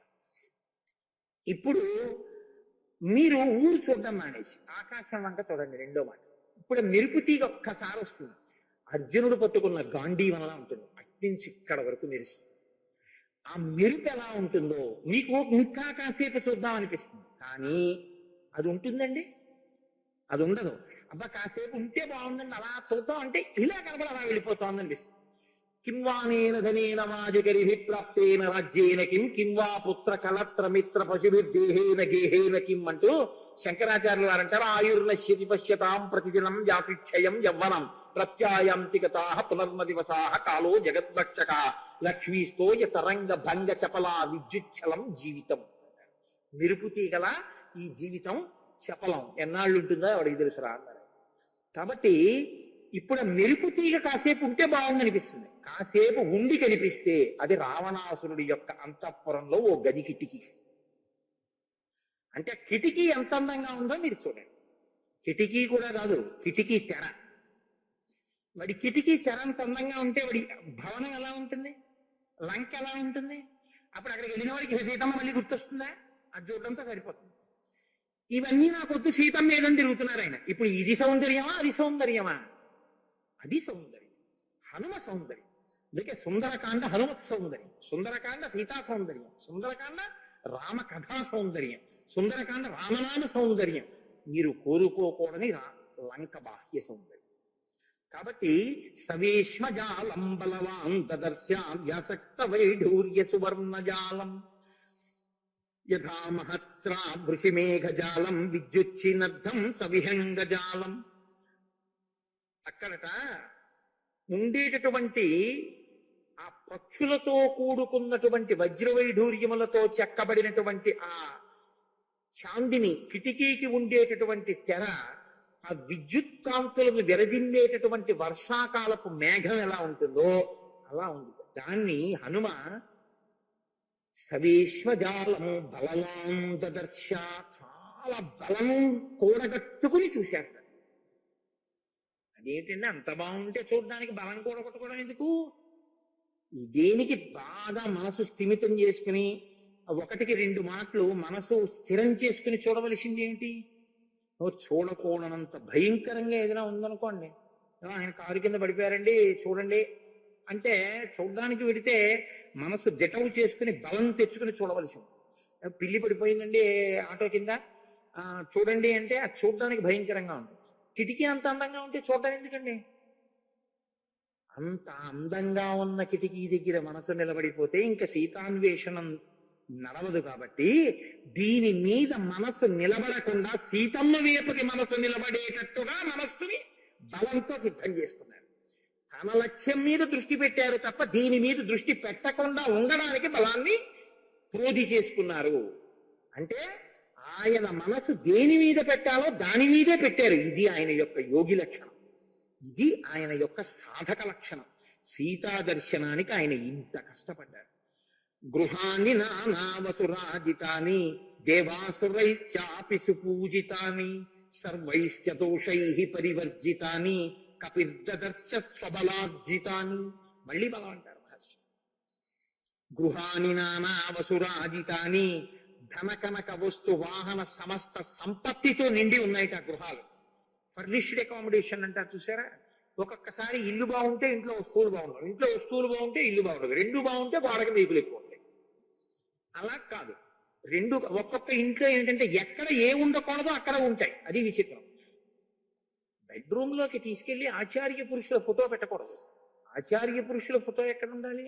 మీరు పవిత్రంగా నమస్కరించగలిగిన చోట ఉండాలి. అంతేకాని భక్తి అన్నదానికి ఓ కట్టుబాటు ఉండాలి తప్ప గురువు గారి ఫోటో ఎక్కడ ఉండకూడదో అక్కడ పెట్టకూడదు. మీరు గురువు వారు ఉన్నారు అన్న భావన అనుకోండి. మీరు గురువు గారు ఉన్నారు అన్న భావనతో మీరు చేయకూడని పనులు కొన్ని ఉంటాయి. గురువు గారి సమక్షంలో మీ మనసు ఏ వికారమూ చెందకూడదు. మరి అప్పుడు బెడ్రూమ్ లో పెట్టుకోవడం ఎంతవరకు శ్రేష్టం? అందుకే జగద్గురువు అయిన కృష్ణుడిని పెట్టద్దంటారు త్రిభంగిని. పెట్టకూడదు. పెట్టకుండా ఉండడం భక్తి. ఇక్కడ ఎందుకు పెట్టలేదండి అని అడిగారు అనుకోండి, ఇక్కడ ఎలా పెడతానండి అన్నారు అనుకోండి, అది భక్తి కదండి. ఏ బాత్రూంలో అన్నం ఎందుకు తింటారు? మీరు కట్టుకున్నదేగా. బాత్రూంలో అన్నం ఎలా తింటారండి అంటున్నారు కదా. మరి గురువు గారి ఫోటో బెడ్రూమ్లో ఎలా పెట్టావు? పెట్టకూడదు, తప్పది. ఎక్కడ పెట్టాలో అక్కడే పెట్టాలి. ఇది అందం. ఇది ఎవరి అందం? ఇంటి అందం కాదు, ఇంటి యజమాని హృదయ సంస్కారం. యజమాని అందగాడు. అందగాడంటే బాహ్యంలో కాడు, ఆంతరమునందు అందగాడు. ఏమిటో తెలుసా అండి? సీతారాములు ఉన్నారనుకోండి, పార్వతీ పరమేశ్వరులు ఉన్నారనుకోండి, వాళ్ళు తల్లిదండ్రులు. వాళ్ళు తల్లిదండ్రులు కాదండి, కొడుక్కి పెళ్లి చేసి కోడల్ని తీసుకొచ్చేది, కూతురికి పెళ్లి చేసి అల్లుడిని తెచ్చుకునేది. అక్కడ సశక్తి స్వరూపమైన ప్రసన్నమూర్తుల్ని పెట్టుకోవాలి. మేము ఆరాధిస్తా ఉండని భద్రకాళిని పెట్టకూడదు, అక్కడికి తీసుకెళ్ళి అది పూజామందిరంలో పెట్టుకోవాలి. ఎందుకంటే అది స్వస్థతతో ఆచమనం చేసి ఉపాసన చేయవలసిన స్వరూపం. గురువుగారు గురువుగారే. గురువుగారి ఫోటో ఎక్కడ ఉండాలో అక్కడ ఉండాలి. అంతేగాని గురువుగారి ఫోటో పెట్టుకున్నాను భక్తి అని చెప్పి పట్టుకెళ్ళి బాత్రూంలో కూడా ఎందుకు పెట్టుకో? అక్కడ కూడా పెట్టుకో. లెట్రిన్లో కూడా పెట్టు గురువుగారి ఫోటో. మరి ఎందుకు పెట్టలేదు? అదేంటంటే గురువుగారి ఫోటో లెట్రిన్లో ఎలా పెట్టావు? బుద్ధి ఉందా మీకు? ఆ ప్రశ్న ఏంటి? బెడ్రూమ్లో ఎలా పెట్టావు? ఇది సంస్కారం. ఈ సంస్కారంతో ఉంటే ఏమవుతుందంటే దేవతలు అనుగ్రహిస్తారు. దేవతానుగ్రహం ఎందుకు కలుగుతుందో తెలుసా అండి? ఏది ఎక్కడ ఉండాలో అక్కడ అది ఉండడం వల్ల. అది పొందాలి ప్రయోజనం, అది పొందడం అద్భుతం. అలా ఉంటే అర్ధనారీశ్వర స్వరూపం ఉందనుకోండి, పార్వతీ పరమేశ్వరుల్లో సగం పార్వతీదేవి సగం పరమేశ్వరుడు కలిసిపోయిన మూర్తి మీకు ఎదురుగుండా ఉందనుకోండి, అది దాంపత్యానికి పరాకాష్ఠ. మీలో సగం మీ భార్య అయిపోయింది. అది ఎక్కడన్నా పెట్టండి, ఇబ్బంది లేదు. అసలు కొన్ని చోట్ల ఏ ఈశ్వరమూర్తి పెట్టం, మన ఇంట్లో గదులైనా. అవునా కాదా? ఎందుకని? ఫోటో కాదండి, అది ఆయనే కదా. నమస్కారం పెడుతున్నారుగా. మీరు నమస్కారం పెడుతుంటే మా గురువు గారు మా ఈశ్వర స్వరూపము అంటే దానికి తగిన స్వరూపాన్ని అక్కడ పెట్టాలి కదండి. కాబట్టి ఇది తెలుసుకోవడం, ఇంటిని అందంగా పెట్టుకోవడం. అందుకే ఇల్లు బాగుంటే ఇంట్లో వస్తువులు పెట్టవలసిన రీతిలో పెట్టడం. ఇంట్లో ఉండవలసిన రీతిలో వస్తువులుంటే ఇల్లు బాగుండదు. రెండు పరస్పర విరుద్ధంగా ఉంటాయి. రెండు బాగుంటే చాలా గొప్ప విషయం. గృహాణి నానా వసురాజితాని. ఇంటికి ఏముండాలో అన్నీ ఉన్నాయి. కారుకి పెద్ద ఫోర్టిగా కడతాడు, కారు ఉండదు, తుడుచుకుంటుంటాడు అంతే రోజు. ఎందుకండి ఇది అన్నారు అనుకోండి, కారు ఎప్పటికైనా కొంటానేమో అని కట్టానండి అంటే. ఎప్పటి కొంటాడు అంటే ఏమో వాడు తుడుస్తూ. కానీ ఇప్పుడు ఏం చేస్తుంటాడంటే రోజు తుడుస్తుంటాడు దాన్ని. ఆఖరికి అక్కడికి ఏం చేస్తాడంటే చెట్ట చివరికి తీసుకొచ్చి ఇంట్లో కుక్కని పెంచి దాన్ని కడతాడు. కారు ఉండవలసిన చోట కుక్క ఉంటుంది. అవి అపభ్రంశంగా ఉంటాయి. అవన్నీ అంటే ఇంటికి ఒక అందాన్ని ఇవ్వగలిగినటువంటివి కావు. చాలా పెద్ద ప్రారంభం ఏమిటో తెలుసా అండి? కారు లేకుండా పార్కింగ్ ప్లేస్ కొనుక్కోవడం అపార్ట్మెంట్. ఎందుకో తెలుసా? వీడు ఉండడు అక్కడ. వీడు రోజు అక్కడ కూర్చోడుగా పార్కింగ్ ప్లేస్ లో. వీడి స్కూటర్ అక్కడ పెట్టుకుంటాడు. కారు కొనుక్కుందాం ఎప్పుడో అనుకున్నాడు, ఇప్పుడే లోన్ పెట్టి ఇల్లు కొనుక్కున్నవాడు కారు ఎక్కడ కొంటాడు? ఈ లోన్ తీరితే కొనాలి. కనీసం 6 ఏళ్ళు కొనలేడు. వాడు గీత గీసి వెళ్ళిపోతాడు ఆ బిల్డర్. వీడి స్కూటర్ అక్కడ పెడతాడు. ఖాళీగానే ఉంది కదా అని పాలవాడు తీసుకొచ్చి అందులో పెడతాడు. వీడి స్కూటర్ తీద్దామంటే అది అడ్డు. నా కార్ పార్కింగ్ ఏరియా, నా స్కూటర్ తప్ప ఇందులో ఏం పెట్టద్దు అంటాడు. ఎవడు వింటాడు నీ మాట? ఇంకా అది చూసినప్పుడల్లా బాధ. కారు కొన్నామా, ఈ అప్పే తీర్చలేదు, ఇంకో అప్పు ఎక్కడ చేస్తాం. కాబట్టి ఉన్నదానికి ఉండవలసింది లేకుండా ఉండకూడని దానికి, లేకపోతే ఎప్పుడో వస్తున్న దానికి ఇప్పుడేదో సిద్ధం చేసి ఏడ్చిన వాడిలా ఉండకుండా అందంగా ఉండడం, అమెరికగా ఉండడం అంటే అది ఇల్లు. కాబట్టి గృహాని నానా వసురాజితాని దేవాసురైశ్చాపి సుపూజితాని సర్వైశ్చ దోషై పరివర్జితాని కపిర్దర్శ స్వబలార్జితాని. చక్కగా అన్ని రకాలైనటువంటివి. అంటే ఇల్లు అంటే కేవలం ఇల్లు కాదు, ధనము, బంగారము, వస్తువు, వాహనములు అన్నిటితోటి ఆ ఇల్లు అంత అందంగా ఉంది. పూజ చేసుకుందాం, మారేడు చెట్టు ఉంది. శనివారం వచ్చిన వెంకటేశ్వర ఆరాధన, చక్కగా తులసి వనం ఉంది. అమ్మవారికి పూజ చేసుకోవాలి, ఎర్రటి పూలున్నాయి. చక్కగా ఏదో ఇంట్లో శుభకార్యం కోసుకోవడానికి ఒక గోరింటాకు చెట్టు ఉంది. శుభకార్యం అలా వాళ్ళ ఇంటికి వెళితే అసలు మా సంతకాలం పువ్వు వేస్తుంటే ఇప్పుడు మామిడి కొమ్మలేట మేమేమో అంటారు. అలా కాకుండా మీ ఇంట్లోనే ఓ మామిడి చెట్టు ఉంది, కాస్త 4 చెట్లు వేసుకోవడానికి వీలుగా ఉంది, ఇంట్లో స్థలం ఉంది, కానీ పువ్వు కాయాలేని చెట్టు వేసావు. ఇంట్లో కోడలకి ఎంతకాలానికి గర్భం రాలేదని ఏడుస్తావు. పువ్వు కాయాలేని చెట్టుకు పాలు పోసి పువ్వు కాయ ఉండేటటువంటి చెట్టు పీకించేసిన వాడికి వంశాభివృద్ధి ఎక్కడి నుంచి వస్తుంది? చాలా జ్ఞానం కలుగుతుందేమో, అంతే. అంతటా ఈశ్వరుడు ఉన్నాడు. కాబట్టి ఏ ఉండాలో ఉండడం ఇంటికి వైభవం, ఏమి ఉండకూడదో అవి ఉండకపోవడం వైభవం. చాలా బాగుంటుందండి, అందంగా ఉంటుందండి. బ్రహ్మదండి ముళ్ళు తీసుకొచ్చి ఇంటి నిండా వేసుకున్నాం అనుకో, వీడి మొహం ఎట్సైడ్ అర్థం ఉందా, ఇట ముళ్ళెట్టే ఇష్టం ఏంటండి. మీరు ఎప్పుడైనా కొంతమంది ఇళ్ళకెళ్ళండి, ఇలా కాయల రూపంలో ముళ్ళు, ఆకుల రూపంలో ముళ్ళు, ఇంతంత ముళ్ళు. అక్కడి నుంచి ఇంకా ఏమంటాడంటే, ఇంకేంటి మా మనవాడిని తీసుకొద్దాం అంటే 4 రోజులు ఉంచుకుందాం అనుకుంటామండి, కానీ ఇదే మొక్కలతో బాగా ఆడుకుని పడిపోతాం. అది మరి తీసి మొక్కలు అంటే మనవడు పడిపోతాడేమో అని తేవడం అన్నా నానేస్తాడు, కానీ ఆ ముళ్ళ మొక్కలు మాత్రం వీడి వరకు ఏమని చెప్పాలి. చాలా విచిత్రంగా ఉంటుంది మనుష్యుల ధోరణి. అంటే నా ప్రారంభం నాకే కనపడతారు అలాగా. మీరు ధన్యాత్ములు, మీకు ఎవరు కనపడరేమో. ఒకవేళ కనపడినా మీరు నాలా ఏమీ మాట్లాడరు, చక్క హాయిగా అన్ని జ్ఞానులు కనుక అనుభవిస్తారు, నేను ఇలా 4 రోజులు పడిపోతుంటాను. కాబట్టి గృహాని నామాసురాజితాని, అందుకే నేనంతా సుందరకాండ అనుకోకండి, మీ దాకా తెచ్చుకోండి అంటూ ఉంటాను. గృహాని నామాసురాజితాని దేవాసురైశ్చాపి సుపూజితాని సర్వైశ్చ దోషై పరివర్జితాని కపిర్దర్శ స్వబలార్జితాని. దేవతలందరూ కూడా మెచ్చుకుంటారు తన ఇంటిని చూసి. అంటే దేవతలందరూ కూడా మెచ్చుకోవడం అంటే ఒకటే, దేవతలు ఏ ఏ స్థానములలో ఉండాలో ఆయా స్థానములలో అలా ఉంటారు, చక్కగా అలా పెట్టి పూజింపబడుతుంటారు. అలా అలంకారములై అందంగా ఉంటాయి ఆ స్వరూపాలు. కాబట్టి ఇప్పుడు ఆయన పుష్పక విమానంలోకి ప్రవేశించారు. తతో దదర్శో శ్రిత మేఘరూపం మనోహరం కాంచన చారురూపం రక్షోధిపస్యాత్మ బలానురూపం గృహోత్తమం హ్య ప్రతిరూప రూపం. అది విశాలమైనటువంటి ప్రాంగణం. ఎంతమంది ఎక్కినా ఇంకోళ్ళు ఎక్కచ్చు పుష్పక విమానం. అది బ్రహ్మగారి సృష్టి చేసి కుబేరుడికి ఇస్తే కుబేరుడిని కొట్టి ఈయన తీసుకొచ్చాడు. కాబట్టి అందులో కళ్ళకి మిరుముట్లు కొలుపుతూ నిరుపమానమై, దాంతో పోల్చడానికి ఇంకొకటి లేకుండా అంత విశాలమైనటువంటి ఆ పుష్పక విమానం కనపడింది. అందులో కొన్ని తివాచీలు వేశారు. ఆ తివాచీ ఎంత అందంగా ఉందంటే, మహీకృత పర్వతరాజిపూర్ణ శైలాః కృతా వృక్షవితాన పూర్ణాః వృక్షాః కృతాః పుష్పవితాన పూర్ణాః పుష్పం కృతం కేసరపత్ర పూర్ణం. అసలు నిజంగా సౌందర్యం అంటే అందం. పర్వతాలు ఏమి అందంగా ఉంటాయో లోకంలో, అది నిజంగా క్యాన్వాస్ మీద చూస్తే మీరు చాలా అందంగా ఉంటుంది. ఒకప్పుడు నేను తిరుమల తిరుపతి దేవస్థానంలో చూసే అటువంటిది ఒకటి, ఒక ఊహా చిత్రము అని ఒకటి చూశాను. అప్పుడు కొండ అద్దమందు కొంచెం అయ్యి ఉండదా, గీయాలనుకున్న చిత్రకారుడికి ఆ అభిప్రాయం ఉంటే పావుతో కాగితం మీద గీయగలడు. ఆయన విహంగ వీక్షణం గీశాడు. నేను నా జీవితంలో మళ్ళీ ఇంకా అలాంటి ఫోటో చూడలేదు. ఆయన సింహాచలం దగ్గర నుంచి వెంకటాచలం వరకు ఉన్న పర్వత సానువుల్ని గీశాడు.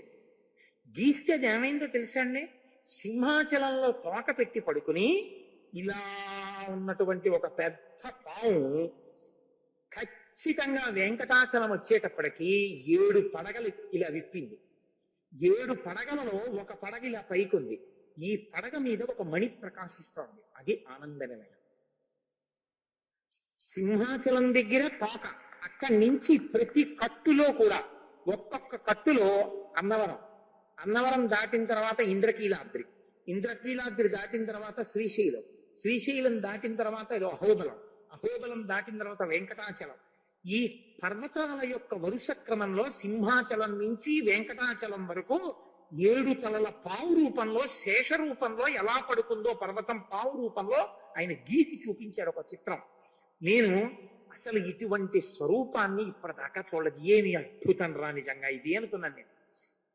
అలా మహర్షి అంటారు, మహీకృత పర్వతరాజిపూర్ణ. పర్వతములన్నీ భూమండలం మీద ఎన్నున్నాయో అన్నిటినీ గీశాట ఒక తివాచీ మీద. శైలాకృతా వృక్షవితాన పూర్ణా. ఏ శైలం మీద, ఏ కొండ మీద ఏ చెట్లు ఉంటాయో చెట్లన్నీ గీశాట. వృక్షాకృతా పుష్పవితాన పూర్ణా. ఏ చెట్లకి ఏ పువ్వులు పూస్తాయో అటువంటి పువ్వులన్నీ గీశాట. పుష్పం కృతం కేసరపత్ర పూర్ణం. ఆ పువ్వులలో ఉండేటటువంటి కేసరములను కూడా గీశారట. కొన్నింటికి కేసరములు ఉండవు, కొన్నింటికి కేసరములు ఉంటాయి. మందార పువ్వు ఉందనుకోండి, దాంట్లోంచి ఇంత పెద్దది పైకొచ్చి ఆ పైన పుప్పుడితో కూడినటువంటి చిన్న చిన్న గుత్తులుండి పచ్చటి పరాగంతో కూడుకుని ఉండి రెక్కలు ఇలా వంగిపోయి ఇలా బల్లపరుపుగా తిరిగిపోయి 11 అయ్యేటప్పటికి కింద ఉన్న కాడ దగ్గరికి తిరిగిపోతాయి. మరునాడు పొద్దున్న అయ్యేటప్పటికి ఇటువైపు నుంచి ఇలా తిరిగిపోయి మళ్ళీ మొత్తం పువ్వంతా కలిపి నా చిటికిన వేలంత అయిపోయి సన్నగా ముడుచుంది. ప్రాణం పోయేటప్పుడు ఎలా బిగుస్తుందో మందార పువ్వు అలా బిగిసి మీరు ఆరాధన చేసే మూర్తి దగ్గర పెడితే మూర్తిని కూడా అలా పట్టేసుకుంది.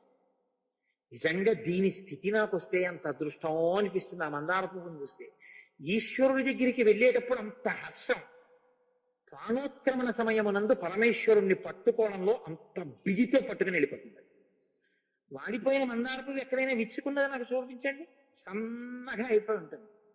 అది అందుకని ఒక్కొక్క పువ్వులో ఒక్కొక్క గమ్మత్తు. మీకు అన్ని పువ్వులు ఒక్కలా ఉంటాయని మీరు అనుకోకండి. కొన్ని పువ్వులు రేఖ మీద రేఖ, రేఖ మీద రేఖ, రేఖ మీద రేఖ ఒక వరుస క్రమంలో పేర్చి ఉంటాయి. కానీ మీరు ఆ పువ్వుని తీసి ఇలా అనండి, అసలు అలా అనకూడదు. పువ్వుని ఏదో మీరు ఇలా ఇలా అనండి, అది ఏమీ అవ్వదు. అలాంటి అమరికతోనే ఉంటుంది. ఇంకో పువ్వు ఇలా అనండి, మొత్తం రేఖలు ఉడిపోయి ముచ్చుకోటే ఉంటుంది. గులాబీ పువ్వుని ఇలా అనండి, మొత్తం రేకులు ఉడిపోతాయి. చామంతి పువ్వుని ఇలా అనండి, ఒక్క రేఖ. ఇంత చిన్న చిన్న రేకులతో అలా రాత్రల్లా ఎవడు పేర్చాడు రా అనిపిస్తుంది. మీరు ఆప్కోలో కొనుక్కున్న గ్లాస్కో పంచె కూడా అంత తెల్లగా ఉండదు. రోజు వెళ్ళేటటువంటి లారీలు వెళ్ళే రోడ్డు పక్కన పూసిన ఉమ్మెత్త పువ్వు తెల్లవారకట్ట మార్నింగ్ వాక్ లో చూస్తే ఏ గ్లాస్కో పంచా పనికిరాడు, అంత తెల్లగా ఉంటుంది. ఎలా సృష్టించాడు రా ఇంత తెల్లటి పువ్వులు ఈశ్వరుడు అనిపిస్తుంది. ఆయన సృష్టి కావ్యకంఠ గణపతిముని చెప్పినట్టు మీరు ఎక్కడ చూస్తారు ఈశ్వరుని? ఆయన నిర్మాణ కౌశలాన్ని ప్రతి క్షణం ప్రతి చోట మీకు ఈశ్వర విభూతి కనపడుతూనే ఉంది. కాబట్టి మహీకృత పర్వతరాజి పూర్ణ, శైలాః కృతా వృక్ష వితాన పూర్ణాః, వృక్షాః కృతాః పుష్ప వితాన పూర్ణాః, పుష్పం కృతం కేసరపత్ర పూర్ణం. నాకు ఈ మాట అంటే ఒక విషయం జ్ఞాపకానికి వస్తుంటుంది. మీరు లోకంలో ఏ ప్రాణినైనా సరే ఇలా ముట్టుకుని ఇలా వాసన చూడండి, దుర్వాసన వస్తుంది. ఆవు దగ్గరికి వెళ్ళి ఇలా అని వాసన చూడండి, తీయటి వాసన వస్తుంది. మరి ఆ ఆవు శరీరంలో దేవతలు ఉన్నారు అంటే ఇంకంతకన్నా తార్కాణం ఏమిటండి? అసలు దాని శరీరం అటువంటి సువాసన, దాని పేడ అంత సువాసన. అందుకే గోవు లాంటి ప్రాణి ఇంకా లోకంలో లేదు. పుష్పాహ్వయం నామ విరాజమానం రత్న ప్రభాభిశ్చ వివర్ధమానం వేష్మోత్తమానామపి చోచ్ఛమానం మహాకపిస్తత్ర మహావిమానం. దాని యొక్క రత్న కాంతులు దశ దిశలకి ఆ కాంతిని విరజిమ్ముతుంటే అందులోకి ఎవరైనా లోపలికి ప్రవేశిస్తేట కాంతుల వలన ఎటువంటి అనుభూతి కలుగుతుందంటేట వెంటనే ఆకాశంలో దాంట్లో వెడుతున్నామన్న అనుభూతి కలుగుతుంట. అటువంటి కాంతి చిమ్ముతుంది. అంటే ఒక్కొక్కటి ఒక్కొక్క అలా చేయగలరు. మీరు వెళ్ళని రైల్లో కూర్చుని వెడుతున్న రైల్ని చూడండి, మీరు ఎడుతున్నట్టు కదా. దానికి ఉన్నప్పుడు పుష్పక విమానానికి ఉండదని మీరు ఎలా అనుకుంటున్నారు? పుష్పక విమానం రత్నకాంతులతో మీకు అటువంటి స్థితిని ఇస్తుంది. తాను ఎగిరి వెళ్ళిపోతున్నటువంటి భావనని మీకు కల్పిస్తుంది. ఎందుకు ఉండదండి? నేను అలా అన్నానని మీరు అనుకోకండి. అలా ఎలా ఉంటుందండి? ఎక్కి కూర్చుంటే వెడుతున్నట్టు ఎలా ఉంటుందండి అని అనుకోకండి. ఉండవు. మీరు జిమ్కి వెళ్ళి చూడండి, మనుష్య నిర్మితమైనటువంటి యంత్రమే ఉంటుంది. అది మీరు అడుగు తీసి అడిగేస్తుంటే రోడ్డు వెనక్కి ఎడుతుంటుంది, మీరు ముందుకు ఎడుతుంటారు కదా. అలా మీరు వెళ్ళడానికి రోడ్డే ఉండదు, కానీ అందులో మీకు కావలసిన స్పీడ్ పెట్టుకుంటే మీ కింద నుంచి నేల వెళ్ళినట్టు వెళ్ళిపోతుంటుంది. మీరు అడుగులు తీసి వేసేసుకుంటూ ఉంటారు. చెయ్యరు జిమ్లో? ఏమంటారు దాన్ని? కాదు, ఇంకో పేరు ఏదో ఉంది, ట్రెడ్మిల్. దాన్ని కావలసిన స్పీడ్ లో సెట్ చేసుకుని బ్రిస్క్ వాక్, స్లో వాక్ చేస్తుండరు. దాని మీద నిలబడితే మీరు నడుస్తున్న అనుభూతి కలిగినప్పుడు పుష్పక విమానం ఎక్కితే ఎగురుతున్న అనుభూతి ఎందుకు కలగదు? కలుగుతుంది, కానీ మీరు ఎక్కలేరు కాబట్టి తెలియదు. కాబట్టి నియుజ్యమానాస్తు గజాస్సు హస్తాః సకేశరాశ్చోత్పల పత్రహస్తాః బభూవదేవీ చ కృతాసు హస్త లక్ష్మీస్తథా పద్మిని పద్మహస్త. ఆయన పుష్పక విమానంలో ఒక లక్ష్మీదేవి యొక్క మూర్తి ఉంది. నియుజ్యమానాస్తు గజాస్సు హస్తాహ. దానికి ఎంత గొప్ప మూర్తి అంటే, 2 ఏనుగులు ఆకాశగంగా జలాల్ని స్వర్ణ కడవలతో పట్టుకొచ్చి పోస్తున్నాయి. పోస్తుంటే ఆ గంగా జలం ఆవిడ మీద అభిషిక్తం అవుతుంది. ఆ అభిషేకింపబడినటువంటి నీటి చేత తలపబడినటువంటి శరీరము కలిగినటువంటి మూర్తిగా లక్ష్మీదేవి అక్కడ అదేంటి ప్రతిరోజు కూడా అలా దిగ్గస్తి భిక్కనక కుంభముఖావసృష్ట సర్వాహిని విమలచారు జలప్లుతాంగీం ప్రాతర్నమామి జగతాం జన్మీమశేషలోకాధినాథ గృహిణీం అమృతాభిపుత్రీం అంటాడు. ప్రాతకాలంలో నేనమ్మా అటువంటి మూర్తికి నమస్కరిస్తున్నాను. కాబట్టి చక్కగా అటువంటి మూర్తి ఇంట్లో ఉండాలి అని గుర్తు. కాబట్టి గృహాణి నానావసురాజితాని దేవాసురైశ్చాపి సుపూజితాని సర్వైశ్చ దోషై పరివర్జితాని కపిర్దస్యస్వబలార్జితాని. కాబట్టి అక్కడ ఏముంది? నియుజ్యమానాస్తు గజాస్తు హస్తా సకేశరాశ్చోత్తవ పత్రహస్తా బభూవ దేవీ చ కృతాసు హస్తా లక్ష్మీస్తథా పద్మిని పద్మహస్త. పద్మములు పట్టుకున్న లక్ష్మీదేవికి ఏనుగులు స్వర్ణభాండములతో అభిషేకం చేస్తున్నటువంటి మూర్తి ఉంది. చాలా బాగుంది. అయితే ఇది రావణుణ్ణి మెచ్చుకోవడానికి కాదు. ఉపాసన క్రమం ఏమిటో తెలుసా అండి? మూర్తి ఉపాసన విస్తరణ జరగాలి. అందుకే పూజా మందిరంలో పూజ గొప్పది, పూజా మందిరంలో మరణించాలనుకోవడం తప్పంటాడు వివేకానంద. నీ పూజా మందిరం లోకమంతా పూజా మందిరంగా మారడానికి పనికి రావాలి తప్ప, నా పూజా మందిరం అదే తప్ప ఇంకా లోకంలో పూజించవలసింది ఏం లేదంటే నువ్వు రాక్షసుడు అయిపోయాను గుర్తు. రావణుడు ఏం చేస్తాడంటే పుష్పక విమానంలో ఇక్కడికి తీసుకొచ్చి తామర పువ్వులు వేసి నమస్కారం చేస్తాడు. పొద్దున్నే సీతమ్మ తల్లి దగ్గరికి వెళ్ళి ఆవిడ్ని చూడకూడని చూపు చూస్తాడు. ఇక్కడ ఉన్న లక్ష్మీదేవే నీ పక్కింటి వారి భార్యా రూపంలో ఉన్న లక్ష్మీదేవి. గృహలక్ష్మి గృహే గృహే. ఎక్కడ చూస్తావు లక్ష్మీదేవిని? సాయంకాలం సభలో నీకు కనపడుతున్న ఈ తల్లులందరూ సహస్రశీర్షవదన, వాళ్ళందరూ లక్ష్మీ స్వరూపాలే. ఇన్ని ముఖాలతో లక్ష్మీదేవుల్ని చూడడానికి నీ జన్మ సౌభాగ్యం అంతే. కాబట్టి పక్కింటి వారి భార్య, ఎదురింటి వారి భార్య, ముందింటి వారి భార్య, వెనకింటి వారి భార్య, ప్రతి ఇంట్లో ఉన్న గృహిణి లక్ష్మియే. కాబట్టి ఇక్కడ తామరపూలు వేస్తే నువ్వు అదే దృష్టి, అక్కడ అదే దృష్టితో ఉండాలి.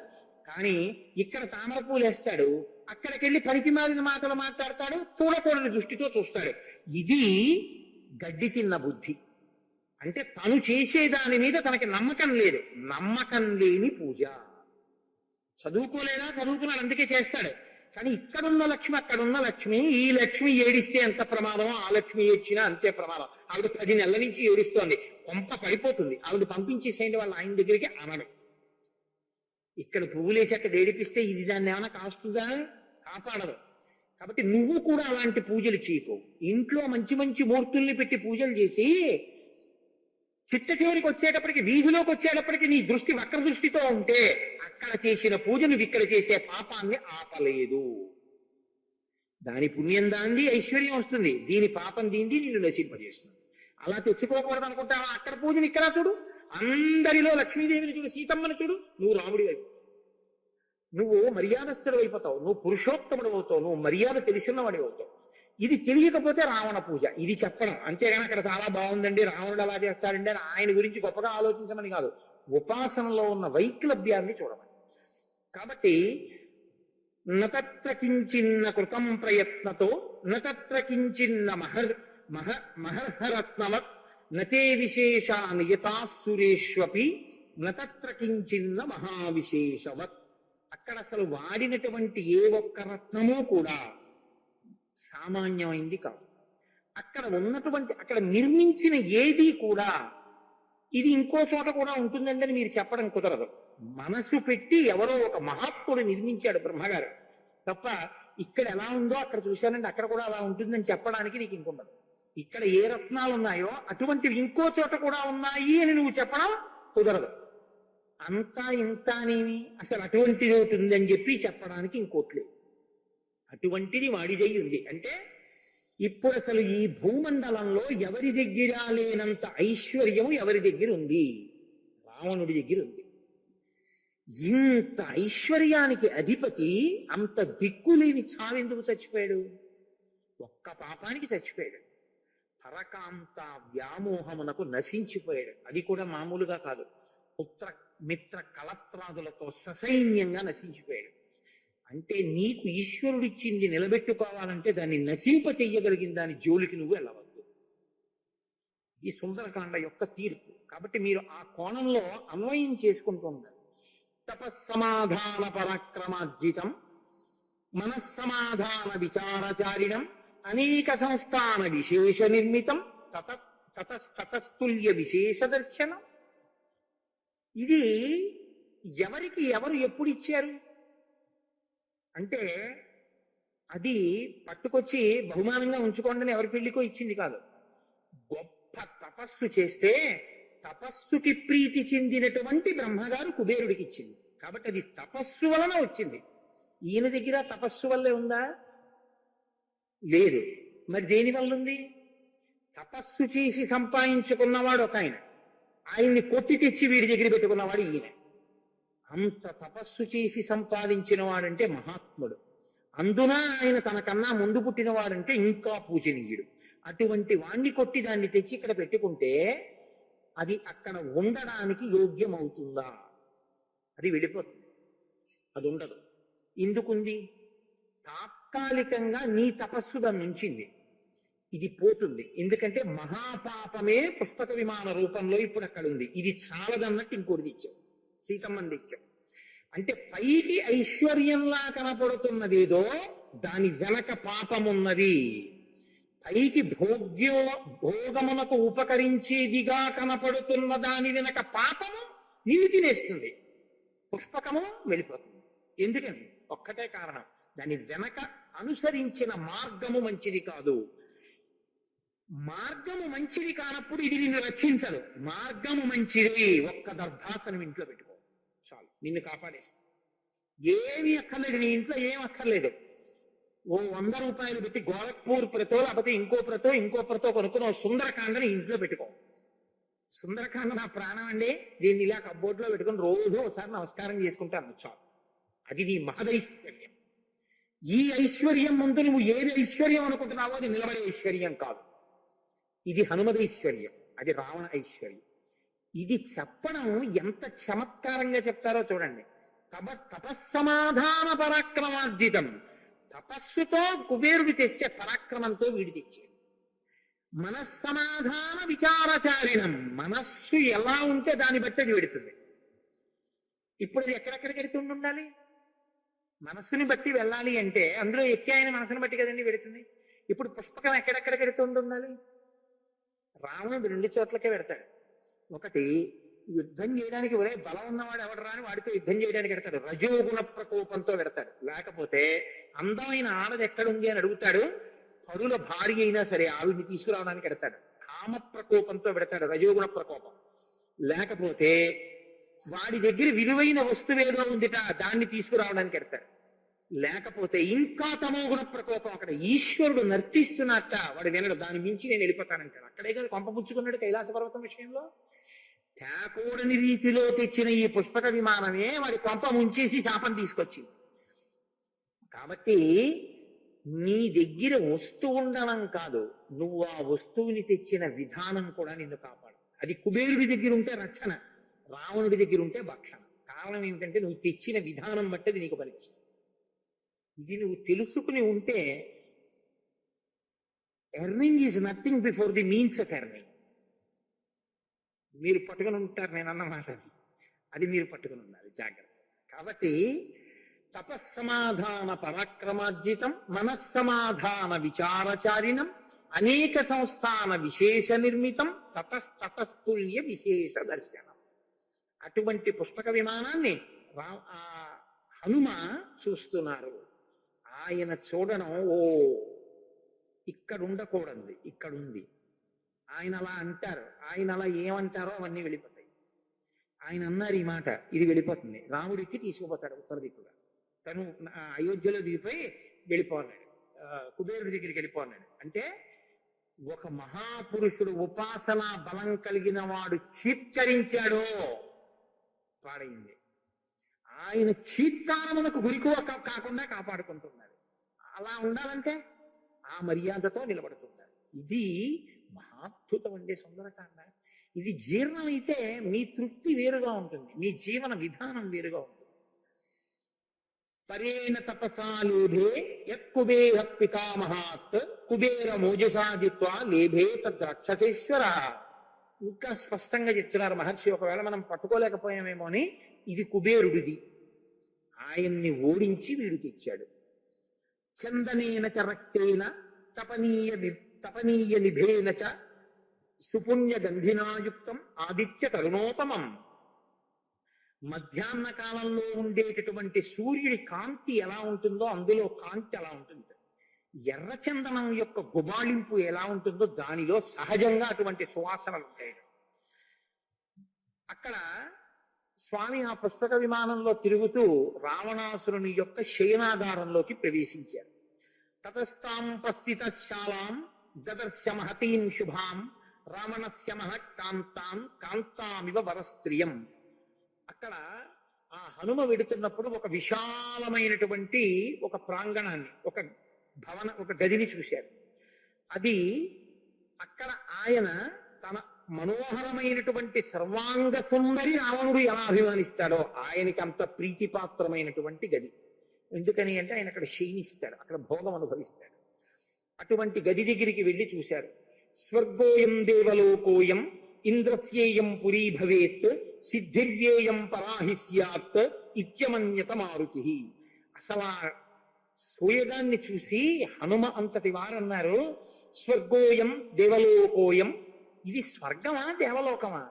ఇంద్రస్యేయం పురీ భవేత్, ఇది కానీ ఇంద్రలోకం కాదు కదా, ఒకవేళ ఇది సిద్ధులుండే ప్రదేశం కాదు కదా అన్నారంటే, అటువంటి గది అసలు ఆయన శయనాగారం అలా ఉంటుంది, ఆయన బెడ్రూమ్ అలా ఉంటుంది.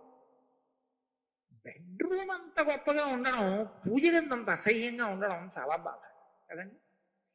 చాలా పెద్ద హాలు, కాస్ట్లీ ఫర్నిచర్, అద్భుతమైన బెడ్రూమ్, మంచం 5 లక్షలు, పూజ గది 3 అడుగులు. ఇప్పుడు మీరు యజమాని సంస్కారం పట్టుకోవచ్చు కదా. ఆయనకి మాత్రం అలా ఉండాలని ఉండదా? బెడ్రూమ్ ఏసీ, హాల్ ఏసీ, పూజ గది మాత్రం నాన్ ఏసీ. ఎందుకో తెలుసా అండి? అక్కడ అక్కర్లేదు, అదొక్కటి మన centrally air conditioned excluding the puja గది. అక్కడ ఎందుకంటే ఏసీ అక్కర్లేదు, ఫ్యాన్ ఉంటే చాలు. నేను 5 నిమిషాలేగా ఉండేది, నీ కోసం, ఈశ్వరుడి కోసం కాదు. కాదండి అంటే నువ్వు ముందు ఈ పూజ గది కూడా ఏసీ చేయించి అంటే ఏమంటారంటే, దీపం పెట్టడం కుదరదు కదండి. చాలా చమత్కారంగా ఉంటుంది. ఈశ్వరుడు అక్కడ ఉన్నాడు అని నువ్వు నమ్మితే పూజ గది కూడా ఏసీ చేయిస్తే నువ్వు చల్లతనాన్ని అనుభవిస్తూ ఆయన చల్లగా ఉన్నారు, నేను చల్లగా ఉన్నాను అనుకుని ఇలాగే చల్లగా ఉండండి స్వామి అని కరెంటు బిల్లు గుర్తొస్తే కొనేసి ఇచ్చేయండి. కనీసం నీలే ఆయనకి 2 గంటలు 3 గంటలు వెయ్యి. ఆయనేగా నీకు ఇస్తున్నది, ఆయనకి మాత్రం ఇవేం అక్కర్లేదు. ఎందుకని అంటే అవి విగ్రహాలండి. అవి విగ్రహం అయితే ఇంక నీకేం ఇస్తుందండి? అది విగ్రహం ఇంకా మీకేం చేస్తుంది? కాదు, మా స్వామి ఉన్నాడు, మరి ఏసీ ఆయనకి పెట్టలేదేమండి? నీ దగ్గర సరి అయిన సమాధానం ఉంటే నీ ఇల్లు కూడా ఇంకోలా ఉంటాడు కదా. ఇది పూజ అన్న మాటకి పరమార్థం. ఇక్కడ తెలిసిపోతుంటుంది జీవితాలు.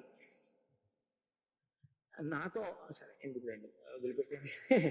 అందుకని ఆ మహర్షి అంటారు, ప్రజ్ఞాయిత ఇవా పశ్యత్ ప్రదీప్తాంస్తత్ర కాంచనాన్ దూప్తామివ మహాధూర్తై దేవనేన పరాజితాన్. అక్కడ ఉండేవాడి దృష్టికోణం ఎలా ఉంటుందో చెప్పడానికి మహర్షి ఎంచుకున్నటువంటి గొప్ప ఉపమానం అత్యద్భుతం. అసలు రామాయణంలో ఆయన ఆ గదికి తీసుకొచ్చి ఎంత గొప్ప మాట వేసేశారో. గోడలకి కాగడాలు పెట్టారు, ఇలా ఆ కాగడాలు వెలుగుతున్నాయి. కాగడాలకి కూడా భయమే తెలుసా అండి? కాగడాకి భయం ఎందుకంటారేమో మీరు. కాగడా మీద పెట్టినటువంటి దీపం కొంచెం ఇలా ఇలా ఎప్పుడు కదులుతుంది? గాలేస్తే. గాలేసి ఇలా కదిలింది అనుకోండి, వెలుతురేమవుతుంది? ఇలా ఊగుతుంది. అలా ఊగుతూ ఆయన ఏదో చూద్దాం అనుకున్నాం, ఆయనకు బాగా కనపడలేదు అనుకోండి. ఆయన బెడ్రూమ్ లో చూద్దాం అనుకున్నాం, ఆయనకు బాగా కనపడలేదు అనుకోండి. ఆయన ఇప్పుడు ఈ వాయువు మీద ఆగ్రహించి చెనకుతాడు. అందుకని అక్కడ వాయువు వీచదు. కాళహస్తి అంతరాయంలో అలా వెలగడానికి ఎంత ఆక్సిజన్ కావాలో అంతే ఇవ్వాలి వాయుదేవుడు. ఇది చమత్కారం. ఆయన భూతములను ఎలా శాసిస్తాడో చూడండి. అందుకని దీపాలు ఇలాగే వెలుగుతాయి. అవి ఇలా వెలుగుతుంటే మహర్షి అన్నారు, అవి అలా వెలిగితే ఎలా ఉన్నాయో తెలుసా? పేకాట ఆడేవాళ్ళు ఓడిపోతాడు, మర్యాద చాలా గొప్పగా ఉంటుంది. డబ్బులు ఉన్నంతసేపే ఆడిస్తాడు. డబ్బులు అయిపోయాయి అనుకోండి, ఇంకా వాడికి ముక్కలేదు. నీకు అనుభవం అడక్కండి, అన్నిటికీ అనుభవం ఉండక్కర్లేదుగా. ఒక సినీ నటి ప్రసవ వేదన చాలా బాగా అనుభవిస్తుంది. ఆవిడ కుమారి అయి ఉండొచ్చు, అంత మాత్రం చేత చాలా గొప్ప అనుభవం ఉన్న వారిలో నటించారంటే వాళ్ళు రాలపడుతుంది. అన్నిటికీ గుండెపోటుతో మరణించగలిగినటువంటి వాళ్ళు నటించి అద్భుత నటుడు ఒక ఆయన ఉన్నాడు. అంటే ఆయనకి ఇంత పూర్వం గుండెపోటు వచ్చిందా అంటే అన్నిటికీ అనుభవాలే ఉండక్కర్లేదు, చూస్తే చాలు కదండి విషయాలు. కాబట్టి పేకాడేవాడి దగ్గర డబ్బులు అయిపోతే నిర్దాక్షిణ్యంగా చెప్పేస్తారు, నీకు మొక్కలయ్యని లేచిపో అంటారు. ఇప్పుడు ఆయన ఏం చేస్తారో తెలుసా అండి?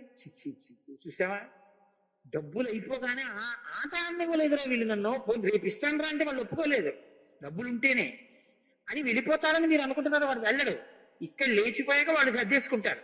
వీడు ఏం చేస్తాడంటే ఇంకోటి పేక మొక్కల దగ్గరికి వచ్చి కూర్చుని అలా చూస్తుంటాడు. అందులో తప్ప వాడు ఇంటికి వెళ్ళడు. ఓడిపోయినా ఇంటికి వెళ్లకుండా పక్కవాడి పేక మొక్కలు చూస్తున్నటువంటి జోడర్ ఎలా ఉంటాడో చూపు అలా చూస్తూ అలా ఉన్నాయిట దీపాలు. మహర్షి ఆ యజమాని తత్వాన్ని చెప్పడానికి ఆ పడకకి దీపాలని ఎంత బాగా చెప్తారో చూడండి. ప్రజ్ఞాయిత ఇవాపస్య ప్రదీప్తాంస్తత్ర కాంచనాన్ ధూర్తానివ మహాధూర్తై దేవనేన పరాజితాన్ దీపానంచ ప్రకాశేన తేజసా రమణస్య చ అర్చిర్భిర్భూషణానంచ ప్రదీప్తేత్యభ్యవంజత. అక్కడ మంట పుట్టినట్టుంది ఆ గదిలో. ఎందుకని అంటే ఒక పక్కనేమో కాగడాల యొక్క వెలుతురు, ఒక పక్కనేమో రావణాసురుడి రోమకూపాల్లోంచి కొడుతున్న తపోశక్తి, ఒక పక్కనేమో రావణాసురుడు పెట్టుకున్నటువంటి ఆభరణములలోంచి పైకొస్తున్న కాంతి.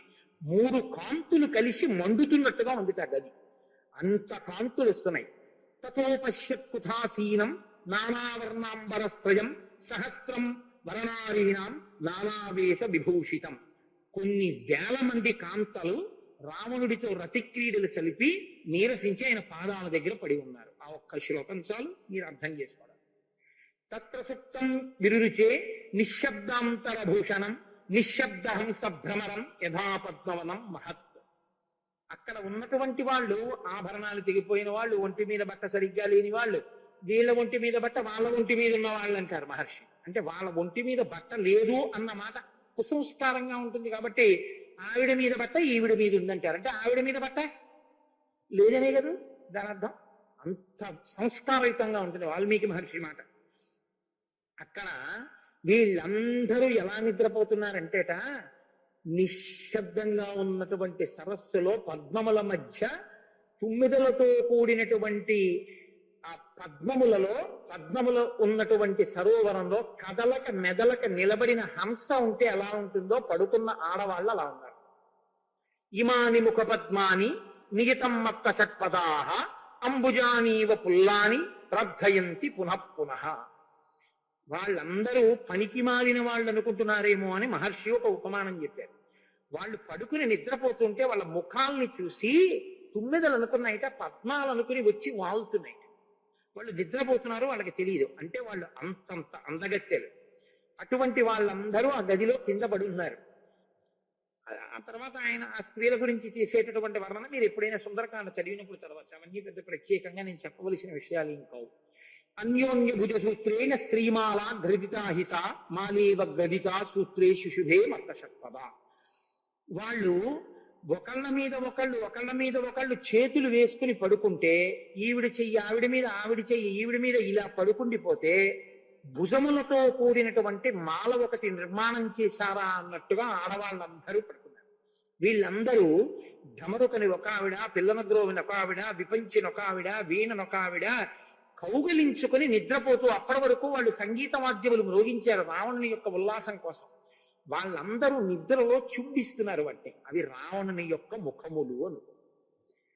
రాజర్షి పితృదైత్యానాం గంధర్వాణాం చ యోషిత రాక్షసానాం చ యః కన్యాః తస్య కామ వశంగతాః. అక్కడ రాజర్షి కాంతలు, ఆ తర్వాత పితృదేవతల యొక్క కాంతలు, దైత్యుల యొక్క కాంతలు, దేవతల యొక్క కాంతలు, గంధర్వ కాంతలు అందరూ రాక్షసుడి చేత తేబడిన వారు, రాక్షసుని యందు రావణుని యందు అనురక్తి ఉన్నవారు తప్ప రావణుడు బలవంతంగా ఆమెకి ఇష్టం లేకపోయినా తెచ్చిన వాళ్ళు ఎవరూ లేరు. అందరూ ఆయన యందు అనురక్తి ఉన్నవారే. అలా అనురక్తి లేక ఏడుస్తున్నది లంక మొత్తం మీద ఒక్క సీతమ్మ. నత్ర కాచిత్ ప్రమదా ప్రసహ్య వీర్యోపపన్నేన గుణేన లబ్ధ నచాన్యకామాపి నచాన్యపూర్వ పినావరార్హం జనకాత్మజాం తాం అంటారు. వారిలో రావణుడు కామాతురుడై పరాక్రమము చూపి బలవంతంగా తీసుకొచ్చిన కాంత ఒక్కతే కూడా లేదు. అందరూ ఆయన్ని కావాలని వెంటబడి వచ్చిన వాళ్ళే. వాళ్ళలాగని చాలా ఏదో పనికి మాలిన వాళ్ళు, చాలా చేతకాని వాళ్ళు, చాలా హీనంగా జన్మించినటువంటి వాళ్ళని అనుకుంటారేమో. నచాకులీనా నచహీన రూప నదక్షిణా నానుపచారయుక్త భార్యాభవత్తస్య నహీన సత్వ నచాపి కంతస్య నకామనీయ.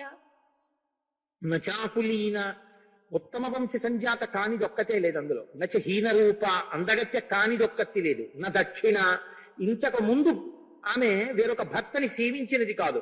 నానుపచారయుక్త ఉపచారం తెలియంది కాదు. భార్యాభవత్తస్య హీనసత్వ బుద్ధి లేనిటువంటిది కాదు. నచాపి కాంతస్య నకామనీయ ఆయన ఎందు మనసు లేనిది ఒక్కతే లేదు. అందరూ ఆయన్ని కోరి వచ్చిన వాళ్ళే. ఇన్ని వేల మంది కాంతలు ఆయనతో కలిసి భోగించి ఆ చుట్టూ పడక గది నిండా అలా పడున్నారు. ఇంత మందితో భోగించి బడలి నిద్రపోతున్నాడు రావణాసురుడు. తత్ర దివ్యోపమం ముఖ్యం స్ఫాటికం రత్నభూషితం అవేక్షమాణో హనుమాన్ దదర్శ శయనాసనం. అక్కడే పరమ పవిత్రంగా ఉన్నటువంటి స్ఫటికములతో నిర్మింపబడిన ఒక రత్నభూషణం మీద పడుకోవడానికి వీలైనటువంటి ఒక గొప్ప తల్పాన్ని ఒకదాన్ని హనుమ చూశారు. అసలు ఆ పడుకునేటటువంటి తల్పమే అంత గొప్పగా ఉంది. తస్య చైకతమే దేశి దివ్యమాలా విభూషితం జరస్య పాండురం ఛత్రం తారాధిపతి సన్నిభం. అమూల్యమైనటువంటి హారం ఒకటి కట్టబడి దాని తలవైపు ఒక చక్కటి తెల్లటి గొడుగు ఒకటి పెట్టబడి ఉంది. దానికి ఒక గొప్ప మాల ఒకటి కట్టారు. దాని మీద పడుకుని ఉన్నాడు ఆయన. ఆయన ఎవరో హనుమ ఇంతకు ముందు చూడలేదు. కానీ ఆ పడుకున్న ఆయన ఎలా ఉన్నాడంటే తస్మిన్ జీమూత సంకాశం ప్రదీప్తోత్తమ కుండలం లోహితాక్షం మహాబాహం మహారజతమాసనం. నీలజీమూత సంకాశం, నీరు పట్టిన నల్లటి మబ్బొచ్చి తెల్లటి పక్క మీద పడుకుంటే ఎలా ఉంటుందో అలా ఉన్నాడు. ప్రదీప్తోత్తమ కుండలం, చెవులకి పెట్టుకున్నటువంటి కుండలముల కాంతి బుగ్గల మీద కొడుతోంది. లోహితాక్షం, పడుకున్నా కూడా ఈ కను రెప్ప కొద్దిగా తెరిచుండడం వల్ల ఎర్రటి కళ్ళల్లోంచి ఎరుపు కాంతి పైకి వస్తుంది. అంత తమకంలో పడుకుని ఉన్నవాడు. మహాబాహుం, పెద్ద పెద్ద బాహువులు ఉన్నవాడు. మహారజతవాసనం, బంగారంతో కూడిన జరీతో చేయబడిన బట్ట, అమూల్యమైన వస్త్రం కట్టుకుని ఉన్నాడు. లోహితేనానులిప్తాంగం, ఎర్రచందనాన్ని ఒళ్ళంతా పూసుకున్నాడు. చందనేన సుగంధిన సంధ్యారక్తమివాకాశే తోయదం సతతిగ్నం. సంధ్యాకాలంలో ఉండేటటువంటి మేఘం మీద ఉన్న మిరుపు ఎలా ఉంటుందో అలా పడుకున్నాడు. వృతమాభరణైర్దివ్యై స్వరూపం కమరూపిణం సవ్య సంవృక్ష వన గుల్మాఢ్యం ప్రసుప్తమివ మందరం. వృక్షములతోటి గుహలతో కూడినటువంటి మందర పర్వతమే నిద్రపోతే ఎలా ఉంటుందో ఆయన అలా ఉన్నాడు. పీత్వాప్యుపరతం చాపి దదర్శ మహాకపి భాస్వరే శయనే వీరం ప్రసుప్తం రాక్షసాధిపం. బాగా తాగి తాగి నిద్రపోతున్నాడు. స్త్రీలతో భోగించి భోగించి నిద్రపోతున్నాడు. రజోగుణము చేత బడలిపోయిన వాడై నిద్రపోజినటువంటి ఆ రాక్షసాధిపుడు ఇప్పుడు చెప్పారు మహర్షి. రావణాసురుణ్ణి హనుమ చూశారు. కొంచెం దగ్గరికి వెళ్ళి చూసే ప్రయత్నం చేశారు. నిశ్వసంతం యథానాగం రావణం వానరశభ ఆసాద్య పరమోద్విగ్న సోపాసర్పత్ సుభీతవత్. ఇంతటి మహానుభావుడైన హనుమ నిద్రపోతున్నటువంటి రావణాసురుడికి కొంచెం దగ్గరగా వెళ్ళి చూడబోయి అసలు ఆ స్వరూపాన్ని చూసి భయపడ్డాడు, దిగులు చెందాడు. అదేమిటంటే హనుమ భయపడ్డాం అనకండి మీరు. ఆయన స్వరూపం అటువంటిది. రావణుడి తపస్సు అటువంటిది, ఆ తేజస్సు అటువంటిది. రామకూపాల్లోంచి కొడుతోంది ఆ తేజస్సు. నిద్రపోతుంది. ఇక లేచుంటే ఎలా ఉంటాడు? 10 తలకాయలతో ఉంటాడు. ఇంకా పడుకున్నాడు కాబట్టి ఒక్క తలకాయ 2 చేతులు, లేస్తే 10 తలకాయలు 20 చేతులతో ఉంటాడు. కాబట్టి నిద్రపోతున్నవాడు ఎలా ఉన్నాడంటే నిశ్వసంతం యథానాదం. నిద్రపోతున్నా పాము ఎలా బుస కొడుతూ ఉంటుందో అలా పడుకున్నాడు.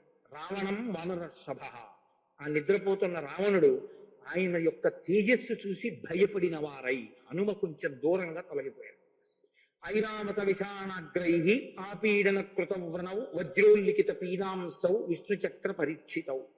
ఆయన పడుకున్నప్పుడు ఆయన భుజాల వంక చూస్తే ఐరావత విషాణాగ్రై, ఐరావతం కుమ్మడం వల్ల దాని యొక్క ఆ దంతములు కోసుకుని దెబ్బలు మానినటువంటి దెబ్బల మచ్చలు కనపడుతున్నాయి. ఆపీడన కృతవ్రణౌ, అలా దెబ్బలు తగిలిన పుళ్ళు మచ్చలు పడున్నాయి. వజ్రోల్లిఖిత పీనాంసౌ, ఇంద్రుడు వజ్రం పెట్టి కొడితే తగిలినటువంటి దెబ్బల మచ్చలు. విష్ణు చక్ర పరీక్షితం, శ్రీ మహావిష్ణువు యొక్క సుదర్శన చక్రం పెట్టి కొడితే తెగినటువంటి దెబ్బ, దాని మచ్చ. వాడు గొప్పగా చెప్పుకునేవాడు. వీళ్ళందరూ ఎందుకు కొడతారు? ఇప్పుడు ఏమిటండి మీకు అవన్నీ అన్నారు అనుకోండి, ఇది ఏలూరు పోలీస్ స్టేషన్ లో కొట్టారు, ఇది మచిలీపట్నం పోలీస్ స్టేషన్ లో కొట్టారు, ఇది ఒక ఎస్పీ గారు కొట్టారు అన్నారు అనుకోండి, అప్పుడు మీరు ఆయన్ని ఏమంటారు? అబ్బా గొప్ప గొప్ప వాళ్ళు కొట్టారండి అంటారా? అంటే వీడు చాలా పెద్ద దొంగ అయ్యిందామనుకుంటారా? అది దాని అర్థం. సుందరకాండలో మహర్షి చెప్పే విషయాలు అంత చిత్రంగా ఉన్నాయి. ఇంద్రుడు కొట్టాడు, విష్ణువు కొట్టాడంటే వీడు ఎంత తప్పుడు పనులు చేసి ఉంటాడు. లేకపోతే ఎందుకు కొడతారు? స్థితికారుడు, ఇంద్రుడు వాళ్ళు ఎందుకు కొడతారు? కొట్టినా చావలేదంటే వీడి తపస్సు ఎంత గొప్ప. కాబట్టి ఇంత తపస్వి చావాలంటే లోకంలో, ఇంత దురాత్ముడు చావాలంటే ఇంద్రుడి చక్రం చంపలేకపోయింది, ఇంద్రుడి వజ్రం చంపలేదు, విష్ణువు చక్రం చంపలేదు, ఐరావతం యొక్క దంతం చంపలేదు, ఒక మహాపతివ్రత కన్నీళ్లు చంపేసి. ఇది సుందరకాండ తీర్పు. కాబట్టి ఇప్పుడు మహర్షి అంటారు, పీనౌ సమసుజాతాంసౌ సంగతౌ బల సంయుతౌ సులక్షణ నకాంగుష్టౌ స్వంగుళీ తలలక్షితౌ. పీనౌ బాగా బలిసినటువంటి భుజాలు, సమసుజాతాంసౌ చక్కగా పెరిగినటువంటి భుజాలు, సంగతం బల సంయుతం శరీరం ఎలా ఉందో దానికి తగినట్టున్నాయిట భుజాలు. వజ్రోల్లిఖిత పీనాంసౌ విష్ణుచక్ర పరీక్షితౌ సులక్షణ నకాంగుష్టౌ స్వంగుళీ తలలక్షితౌ. సులక్షణ నకాంగుష్టౌ, చేతి వేళ్ల గోళ్లు మెరిసిపోతూ కాంతులతో ఐశ్వర్య చిహ్నాలుగా ఉన్నాయిట. సంహతౌ పరిఘాకారం వృత్తౌ కరికరోపణౌ విక్షిప్తౌ సేనే శుభ్రే పంచశీర్ష విగోరకౌ. పరిగలంటే మనం బీన్స్ అంటాం చూసారా, పెద్ద పెద్ద దూలాలు ఉంటాయి. ఆ దూల ఎలా ఉంటుందో ఆయన యొక్క భుజాలు అలా ఉన్నాయి. వృత్తం కరికరూపము, ఏనుగు తొండాలు ఎలా ఉంటాయో అలా గుండ్రంగా ఉన్నాయిట. విక్షిప్తౌ శయనే శుభ్రే, ఇలా చేతులు పెట్టుకుని నిద్రపోతూ ఉంటే ఆ చేతులు వేళ్లల్లా లేవుట, 5 తలల పావుల్లో ఉన్నాయిట. అంటే ఆ చేత్తో ముట్టుకున్నాడంటే పావు కాటేసిందని లెక్కే. ఇంకా అటువంటి పనులు చేస్తాడని. కాబట్టి మృష్ణ, ఇప్పుడు మహర్షి అంటారు, చూత పున్నాద సురభి వకులోత్తమ సంయుత మృష్ణాన్న రస సంయుక్త తాన గంధ పురస్సర తస్య రాక్షస సింహస్య నిశ్చక్రామ మహాముఖాత్ శయనాస్య వినిశ్వాస పూరయన్నివ తద్గృహం. ఆయన ఊపిరి విడిచిపెడుతుంటే బాగా వెల్లుల్లిపై తినేసి మాట్లాడితే వెల్లుల్లిపై వాసన వస్తుంది అవతల వాళ్ళ నోట్లోంచి. అలా ఈయన ఆ పదార్థాలు ఎంత తిని పడుకున్నాడంటే ఆయన ఊపిరి నిశ్వాసలోంచి విడిచిపెడుతున్న ఊపిరిలోంచి మామిడి, పున్నాగ, పొగడ మొదలైన పూల వాసనలు వస్తున్నాయిట. అంటే అంతంత సువాసనలతో కూడినటువంటి మద్యాన్ని తాగాడు. రెండోది, దానితో పాటుగా ఆయన తిన్న పదార్థముల యొక్క వాసనలు పైకొస్తున్నాయి. అవన్నీ తిని తాగి పడుకున్నాడు శుభ్రంగా. ముక్తామణి విచిత్రేణ కంచనేన విరాజితం మకుటే నాపవృత్తేన కుండలో జ్వలితాననం. నిద్రపోతున్నప్పుడు ఒక్క తలకాయ ఉంటుంది. అందుకని కామరూపి శివుడి యొక్క వరం, కావాలనుకుంటే 10 తలకాయలు వచ్చేస్తాయి. నిద్రపోతున్నాడు కాబట్టి ఒక తలకాయ 2 చేతులు. ఇప్పుడు ఆయన పడుకుంటే తల కొంచెం ఇలా ఒరిగింది, ఒరిగితే ఆ పైనున్న కిరీటం కొద్దిగా ఒరిగిపోయి ఆ కుండలములు, ఆ ఒరిగినటువంటి కిరీటం ముక్తామణి విచిత్రేణ కాంచనైన విరాజితాన్, ముత్యములతో మెరిసిపోతున్న ఒరిగిన కాంతితో కూడిన కిరీటము, ఆయన కుండలముల తేజస్సు కనపడుతున్నాయి.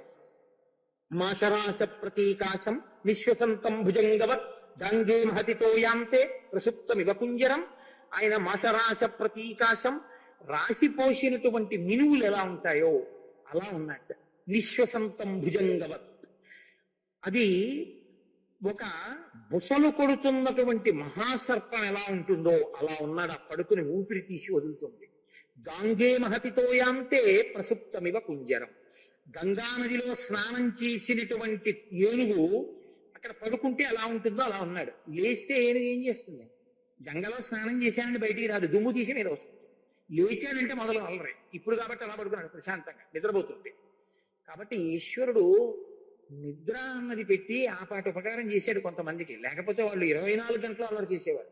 కాబట్టి నిద్ర ఉంది కాబట్టి కొంత పడుకోబెట్టారు. దయానంద సరస్వతి మహారాజుని ఒక ఆవిడ అడిగింది, భగవద్భక్తి కలిగిన వాళ్ళ వల్ల చాలా సంతోషం ఉంటుందంటారు, మా అత్తగారు ఎప్పుడూ గుళ్ళకి గోపురాలకి వెడుతూ ఉంటుంది కదా అని నేను వాళ్ళ అబ్బాయిని పెళ్లి చేసుకున్నాను, రాచి రంపా నెట్టేస్తోంది, ఆ పూజా మందిరంలో ఉన్న కాసేపే ప్రశాంతత బయటికి వచ్చిందో చంపేసిందే, మరి అంత పూజలు చేసి ఆవిడ ఇలా ఎందుకు ఉంటుందని అడిగారు. ఆ పూజ అయినా చేస్తోంది కాబట్టి నీకు ఆ 2 గంటలు ప్రశాంతం ఉందన్నారు. కాబట్టి వారి పరిస్థితి అది. పురుషోత్తం ఇవ కుంజరం, పడుకున్నాడు కాబట్టి అలా ఉంటాడు, లేచాడు అల్లరి మొదలు. కాబట్టి ఇప్పుడు పాదమూలగతాశ్చాపి దదర్శ సుమహాత్మన పత్ని స ప్రియ భార్యస్య తస్సపతే గృహే. ఆయన పాదాల చెంత పడి ఉన్నటువంటి ముద్దుల భార్యలందరినీ చూశారు. వాళ్ళందరూ మంచి నృత్యం చెయ్యగలరు, వాద్య పరికరములను మ్రోగించగలరు, గొప్ప కళ కలిగినటువంటి వారు, అనేకమైనటువంటి విభూతులు కలిగిన వారు. వాళ్ళందరూ కోరి కోరి వలచి వచ్చినటువంటి వాళ్ళు.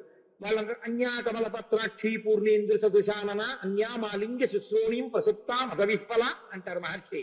వాళ్ళు ఒకళ్ళనొకళ్ళు కౌగిలించుకుని రావణున్నే కౌగిలించుకున్నాం అనుకుంటున్నారు. తాసామేకాంత విన్యస్తే శయనాం చగినే శుభే దదస్య రూప సంపన్నాం అపరాహ సకపి ప్రియం. అక్కడే హంసతూలికా తల్పం మీద పరమ పవిత్రంగా ఒక తల్లి పట్టుబట్ట కట్టుకుని పరమ మర్యాదతో వీళ్ళందరూ పడుకున్నట్టు కాకుండా పడుకునుంది ఒక ఆవిడ. గౌరీం కనకవర్ణాభాం ఇష్టామంతఃపురేశ్వరీం కపిర్మందోదరీం తత్ర శయనాం చరురూపిణి. కనకవర్ణం అంటే బంగారు రంగులో ఉండి స్వచ్ఛమైన కాంతులతో మనోహరమైన రూపంతో మిరిసిపోతూ ఎంతో ఒబ్బిడిగా హంసతూలికా తల్పం మీద నిద్రపోతున్నటువంటి మండోదరిని హనుమ చూశాడు. చూసి ఆయన అనుకున్నారు, వీళ్ళల్లా ఇలా పడుకుని ఉండకుండా ఇలా పడుకుందంటే ఈ తల్లే సీతమ్మ అంతే. ఇక సంతోషం వచ్చేసింది. అస్ఫోటయామాస చుచుంబ పుచ్చం ననంద చక్రీడ జగౌ జగామ స్తంభానరోహాన్ని పపాత భూమౌ నిదర్శయన్ స్వాం ప్రకృతిం కపీనాం. మహర్షి అన్నారు, కోతి బుద్ధి బయటెట్టుకున్నాడు అన్నారు. వెంటనే అస్ఫోటయామాస, ఆ భుజాలు 2 ఇలా ఇలా కొట్టేసుకున్నారు. చుచుంబ పుచ్చం, ఆ తోక తీసి ముద్దు పెట్టేసుకున్నారు. ననంద చక్రీడ జగౌ జగామ, కాసేపు గంతులేసి నాట్యం చేసేశారు. స్తంభానరోహాత్, స్తంభాలు ఎక్కేశారు. నిపపాత భూమౌ, కిందకి దూకేశారు. సీతమ్మ దర్శనం అయిపోయింది అనుకున్నారు. నిదర్శయన్ స్వాం ప్రకృతిం కపీనాం, కోతి బుద్ధి బయట పెట్టుకున్నాడు అన్నారు. నిజంగా భగవద్ దర్శనం అయినప్పుడు, ఆత్మదర్శనం అయినప్పుడు యోగి కన్నుల వెంట నీరు కారుతూ ఉండిపోతాడు. అది మహోత్కృష్టమైన స్థితి. కాబట్టి ఇప్పుడు ఈ స్థితిలో నిజంగా సీతా దర్శనం అయింది అనుకుని మురిసిపోతూ ఆయన ఇటువంటి పనులన్నీ చేశారు. కానీ నాకు ఇది చెప్పినప్పుడు నేను మాట చెప్పకుండా ఉండలేను. వాల్మీకి మహర్షి కవిత యొక్క గొప్పతనం ఏమిటో తెలుసా అండి? చుచుంబ అంటే ముద్దు పెట్టుకోవడం. ఆయన అస్ఫోటయామాస చుచుంబ పుచ్చం, పుచ్చం అంటే తోక యొక్క చివరి భాగం. ఆ తోకని ఇలా తీసి ఆ కుచ్చు ముద్దెట్టుకున్నారు, అదో సంతోషం. చుచుంబ అన్నప్పుడు ముద్దు పెట్టుకున్నప్పుడు పెదవులు ఎలా ముందుకు రావాలో ఆ మాట అన్నా కూడా అలాగే పెదవులు ముందుకు రావాలి. రాకపోతే ఆ మాట పలకదు, ఆ పదం పలకదు. చుచుంబ అంటే ముద్దు పెట్టుకుంటే ఎలా వస్తుందో అలా వస్తుంది. ఇప్పుడు మీరు అనే ప్రయత్నం చేయకండి, సభంతా అసహ్యంగా ఉంటుంది. కాబట్టి చుచుంబ పుచ్చం, ఇంటికి వెళ్ళి శ్లోకం చదువుకుని అర్థం పెట్టుకుని చూసుకోండి. అస్ఫోటయామాస చుచుంబ పుచ్చం ననంద చిక్రీడ జగౌ జగామ స్తంభానరోహాన్ నిపపాత భూమౌ నిదర్శయన్ స్వాం ప్రకృతిం కపీనాం. కోతి బుద్ధి బయట పెట్టుకున్నాడు. తాసాం మధ్యే మహాబాహు శిశుభే రక్షసేశ్వర గోష్ఠే మహతి ముఖ్యానాం గవాం మధ్యే యథావృష. నా తల్లి సీతమ్మ ఇలా రావణాంతఃపురంలో హంసతూలికా తల్పం మీద పట్టుపుట్టం కట్టుకుని నగలు పెట్టుకుని పడుకోదు. నా తల్లి రామచంద్రమూర్తి కనపడలేదని ఎక్కడో ఏడుస్తూ ఉంటుంది. మహాసాధ్వి, పరమపతివ్రత. నా తల్లి ఇలా ఉంటుందా? ఈశ్వరోపాసన యందు భక్తి కలిగిన వాడి వైక్లభ్యాన్ని ఈశ్వరుడే దిద్దుతాడు అని ఆయన అనుకుని ఆ రావణుడి యొక్క అంతఃపురం చూసి అనుకుంటున్నారు. ఎలా ఉన్నాడంటే రావణుడు అనేకమైన గోవులతో క్రీడించి పడుకున్న ఆబోతు ఎలా ఉంటుందో అలా ఉన్నాడు. అంటే పశువులా ఉన్నాడు. అయితే భార్య అక్కడ అంతఃపుర స్త్రీ మహాతల్లి పట్టమహిషి ఆవిడ అలా పడుకుని ఉంటే వీడిక్కడ ఇన్ని వేల మంది కాంతలతో రమించి వీడు పడుకుంటే ఆవిడ ఎంత ఏడ్చి పడుకుని ఉంటుంది. అది వాడి శీలం అని చెప్పదు. కాబట్టి మృగాణం మహిషాణాంచ వరాహాణాంచ భాగశ తత్ర న్యస్తాని మాంసాని పానభూమౌ దదర్శస. పానభూమిని చూశారు. ఆ పానభూమిలో లేళ్లు, దుమ్మలు, అడవి పందులు, వీటి మాంసాలన్నీ చాలా చక్కగా ఉండి బంగారు పాత్రలతో కొంత తిని కొంత ఉంచితే మహర్షి అన్నారు, వాటి వాసనలు ఎలా ఉన్నాయంటేట కన్నతల్లి రానాన్న అన్నం తినోని పిలిచినట్టున్నాయి. ఇప్పుడు వరకు మహర్షి ఇక్కడ వరకు హనుమ ఎక్కడైనా గుక్కడు మంచినీళ్ళు తాగినట్టుందండి? లేదు. ఇవన్నీ చూసినా సీతమ్మ కాదని వెళ్ళిపోతారంతే తప్ప ఆగరాయన. అది ఆయన అన్వేషణ. కాబట్టి ఇప్పుడు పెద్ద పెద్ద బంగారు పాత్రలలో పెరుగుతోటి రుచకము అనబడేటటువంటి లవణముతోటి కలిపి వండిన అడవి పందులు, ఖడ్గమృగాలు, ముళ్ల పందులు, లేళ్లు, నెమళ్ళు, కొక్కెర పక్షులు, చకోరములు, మహిషములు, మత్స్యములు, మేకలు, అక్కడ లేని మాంసం లేదని మీరు అనుకోండి. అన్ని మాంసాలు వండి ఉన్నాయి. దానితో పాటు దివ్యాహ ప్రసన్నా వివిధాహ సురాకృత సురా అపి శర్కరాసవమాబ్ధీకా పుష్పాసమ పలాసమాహ వాసచూర్ణైశ్చ వివిధై దృష్టాస్తైస్తై పృథక్ పృథక్. దివ్యమైనటువంటి సహజముగా ఉండేటటువంటి కళ్ళు, కొన్ని కొన్ని ఇప్ప పళ్ళు, పువ్వులు మొదలైనవి పులియపెట్టి తీసేటటువంటి కళ్ళు, రకరకాల కళ్ళు పదార్థాలు, వాటి సువాసనలు, వాటితో కూడినటువంటి బంగారు పాత్రలు అక్కడ పెట్టున్నాయి. ఇవన్నీ చూసి ఇక్కడ మా తల్లి లేదని వెతికి వెళ్ళిపోయారు. వెళ్ళిపోయి ఇంత వెతికాను సీతమ్మ కనపడలేదు. ఆయన అనుకుంటారు, మనోహిహేతు సర్వేషాం ఇంద్రియాణం ప్రవర్తనే శుభాశుభాస్వస్థాసు తచ్చమే సువ్యవస్థితం. ఓహో, నేను రాత్రి నిద్రపోతుండగా ఒంటి మీద బట్ట కూడా సరిగ్గా లేని కాంతలను ఎందరినో చూశాను. ఆ ధర్మలోపం నన్ను ఇబ్బంది పెట్టింది అనుకున్నారు. అనుకుని వెంటనే అనుకున్నారు, నాణ్యత్వ హిమయా శక్య వైదేహీ పరిమార్గితం స్త్రియో హి స్త్రీషు దృశ్యంతే సదా సంపరిమార్గనే. ఆడదాన్ని తప్పిపోతే ఆడవాళ్ళల్లో వెతక్క, దూరశాలలో వెతుకుతానా? ఆడవాళ్ళల్లో వెతుకుతాను. నేను చూడ్డం ధర్మం కాబట్టి సీతమ్మ కోసం వెతకడం నా కన్ను చూసింది. నా మనసు ఏమైనా కదిలిందా? నా మనసు కదలలేదు. కాబట్టి నా యందు ధర్మలోపం లేదన్నారు. ఆ అంతఃపురం అంతా వెతికారు. వెతికి వెతికి వెతికి వెతికి ఆఖరికి అనుకున్నారు, ఈ తల్లిని రావణాసురుడు తీసుకొచ్చేటప్పుడు భయపడి నదీ నీళ్లలో సముద్రంలో పడిపోయిందో, భయవిహ్వలమై కనపడకుండా దాక్కుందో, లేకపోతే ఒకవేళ ఈ తల్లిని వీడే తినేశాడు, అయ్యో ఏమైందో అని బెంగపెట్టుకున్నారు. నీరసం వచ్చేసి బాధపడ్డారు. ఇంకా ఒంట్లో ఉన్నటువంటి ఉత్సాహం అంతా నశించిపోయి ఒక మూల కూర్చున్నారు. కూర్చుని మళ్ళీ అనుకున్నారు, అనిర్వేద స్త్రియో మూలం అనిర్వేద పరం సుఖం భూయస్తత్ర విచేష్యామి నయత్ర విజయకృత అనిర్వేదో హి సతతం సర్వార్థేషు ప్రవర్తక కరోతి సఫలం జంతో కర్మయత్ తత్కరోతి సహ తస్మాద్ అనిర్వేద కృతం యత్నం చేస్తేహముత్తమం అదుష్టాంశ్చ విచేష్యామి దేశాన్ రావణపాలితాన్. ఎవరు నిర్వేదాన్ని అంటే ఉత్సాహంగా ఉండకుండా నిరుత్సాహంగా ఉండేటటువంటి స్థితిని ప్రయత్నపూర్వకంగా విడిచిపెట్టడో వాడు ఏమీ సాధించలేడు. ఉత్సాహమే దేనికైనా కారణం. అనిర్వేద స్త్రియో మూలం అనిర్వేద పరం సుఖం అనిర్వేదో హి సతతం సర్వార్థేషు ప్రవర్తక. ఏది సాధించాలన్నా అనిర్వేదం, ఉత్సాహం ఉండాలి. కాబట్టి తస్మాద్ నిర్వేద కృతం యత్నం చేస్తే హేముత్తమం. నేను ఇప్పుడు అనిర్వేదంతో ఉత్సాహంతో మళ్లీ వెతుకుతానన్నారు. మళ్లీ లంకాపట్టణం అంతా తిరిగి వచ్చేశారు. ఎక్కడా కనపడలేదు. చతురంగుల మాత్రోపి నామకాశస్య విద్యతే రావణం తప్పురే తస్మిన్ జంకపిర్న జగాయ సహా. 4 అంగుళాలు కూడా విడిచిపెట్టకుండా లంకాపట్టణం అంతా వెతికేశాను. అయినా నా తల్లి సీతమ్మ నాకెక్కడా కనపడలేదు. ఒకవేళ ఈ సీతమ్మ తల్లిని తీసుకుని వచ్చేటప్పుడు దుష్ట ప్రవృత్తి కలిగినటువంటి ఈ రావణాసురుడికి సీతమ్మ తల్లి విషమైపోయిందా? అసంభవం. నా తల్లి ఒక్కనాటికి అలా వశం కాదు. ఒకవేళ తీసుకొచ్చేటప్పుడు నా తల్లి సముద్రంలో పడిపోయిందేమో. ఒకవేళ ఈ రాక్షసుడి కొలువుకూటంలో ఇంకెన్నాళ్ళు నేను ఇలా బ్రతుకుతాను, పాతివ్రత్యం నిలబెట్టుకుంటానని బెంగబెట్టుకుని ప్రాణములు విడిచిపెట్టిందేమో. పెనుగులాడుతున్నప్పుడు సముద్రంలో పడిపోయిందేమో. ఈ రావణుడి తినేశాడేమో. ఆవిడ లొంగట్లేదని రాక్షస కాంతలు ఒక రోజు ఉదయం ఆవిడ్ని సంహరించారేమో. లేక ప్రతి విరహమును భరించలేక ఆవిడ ప్రాణాన్ని విడిచిపెట్టేసిందేమో. ఇప్పుడు నాకు సీతమ్మ కనపడలేదన్న వార్త 100 యోజనముల సముద్రాన్ని గడిచి ఆమెల ఒడ్డుకు వెళ్లి రామచంద్రమూర్తికి చెప్తే రామచంద్రమూర్తి తానింక జీవించలేక ప్రాణములు విడిచిపెడతారు.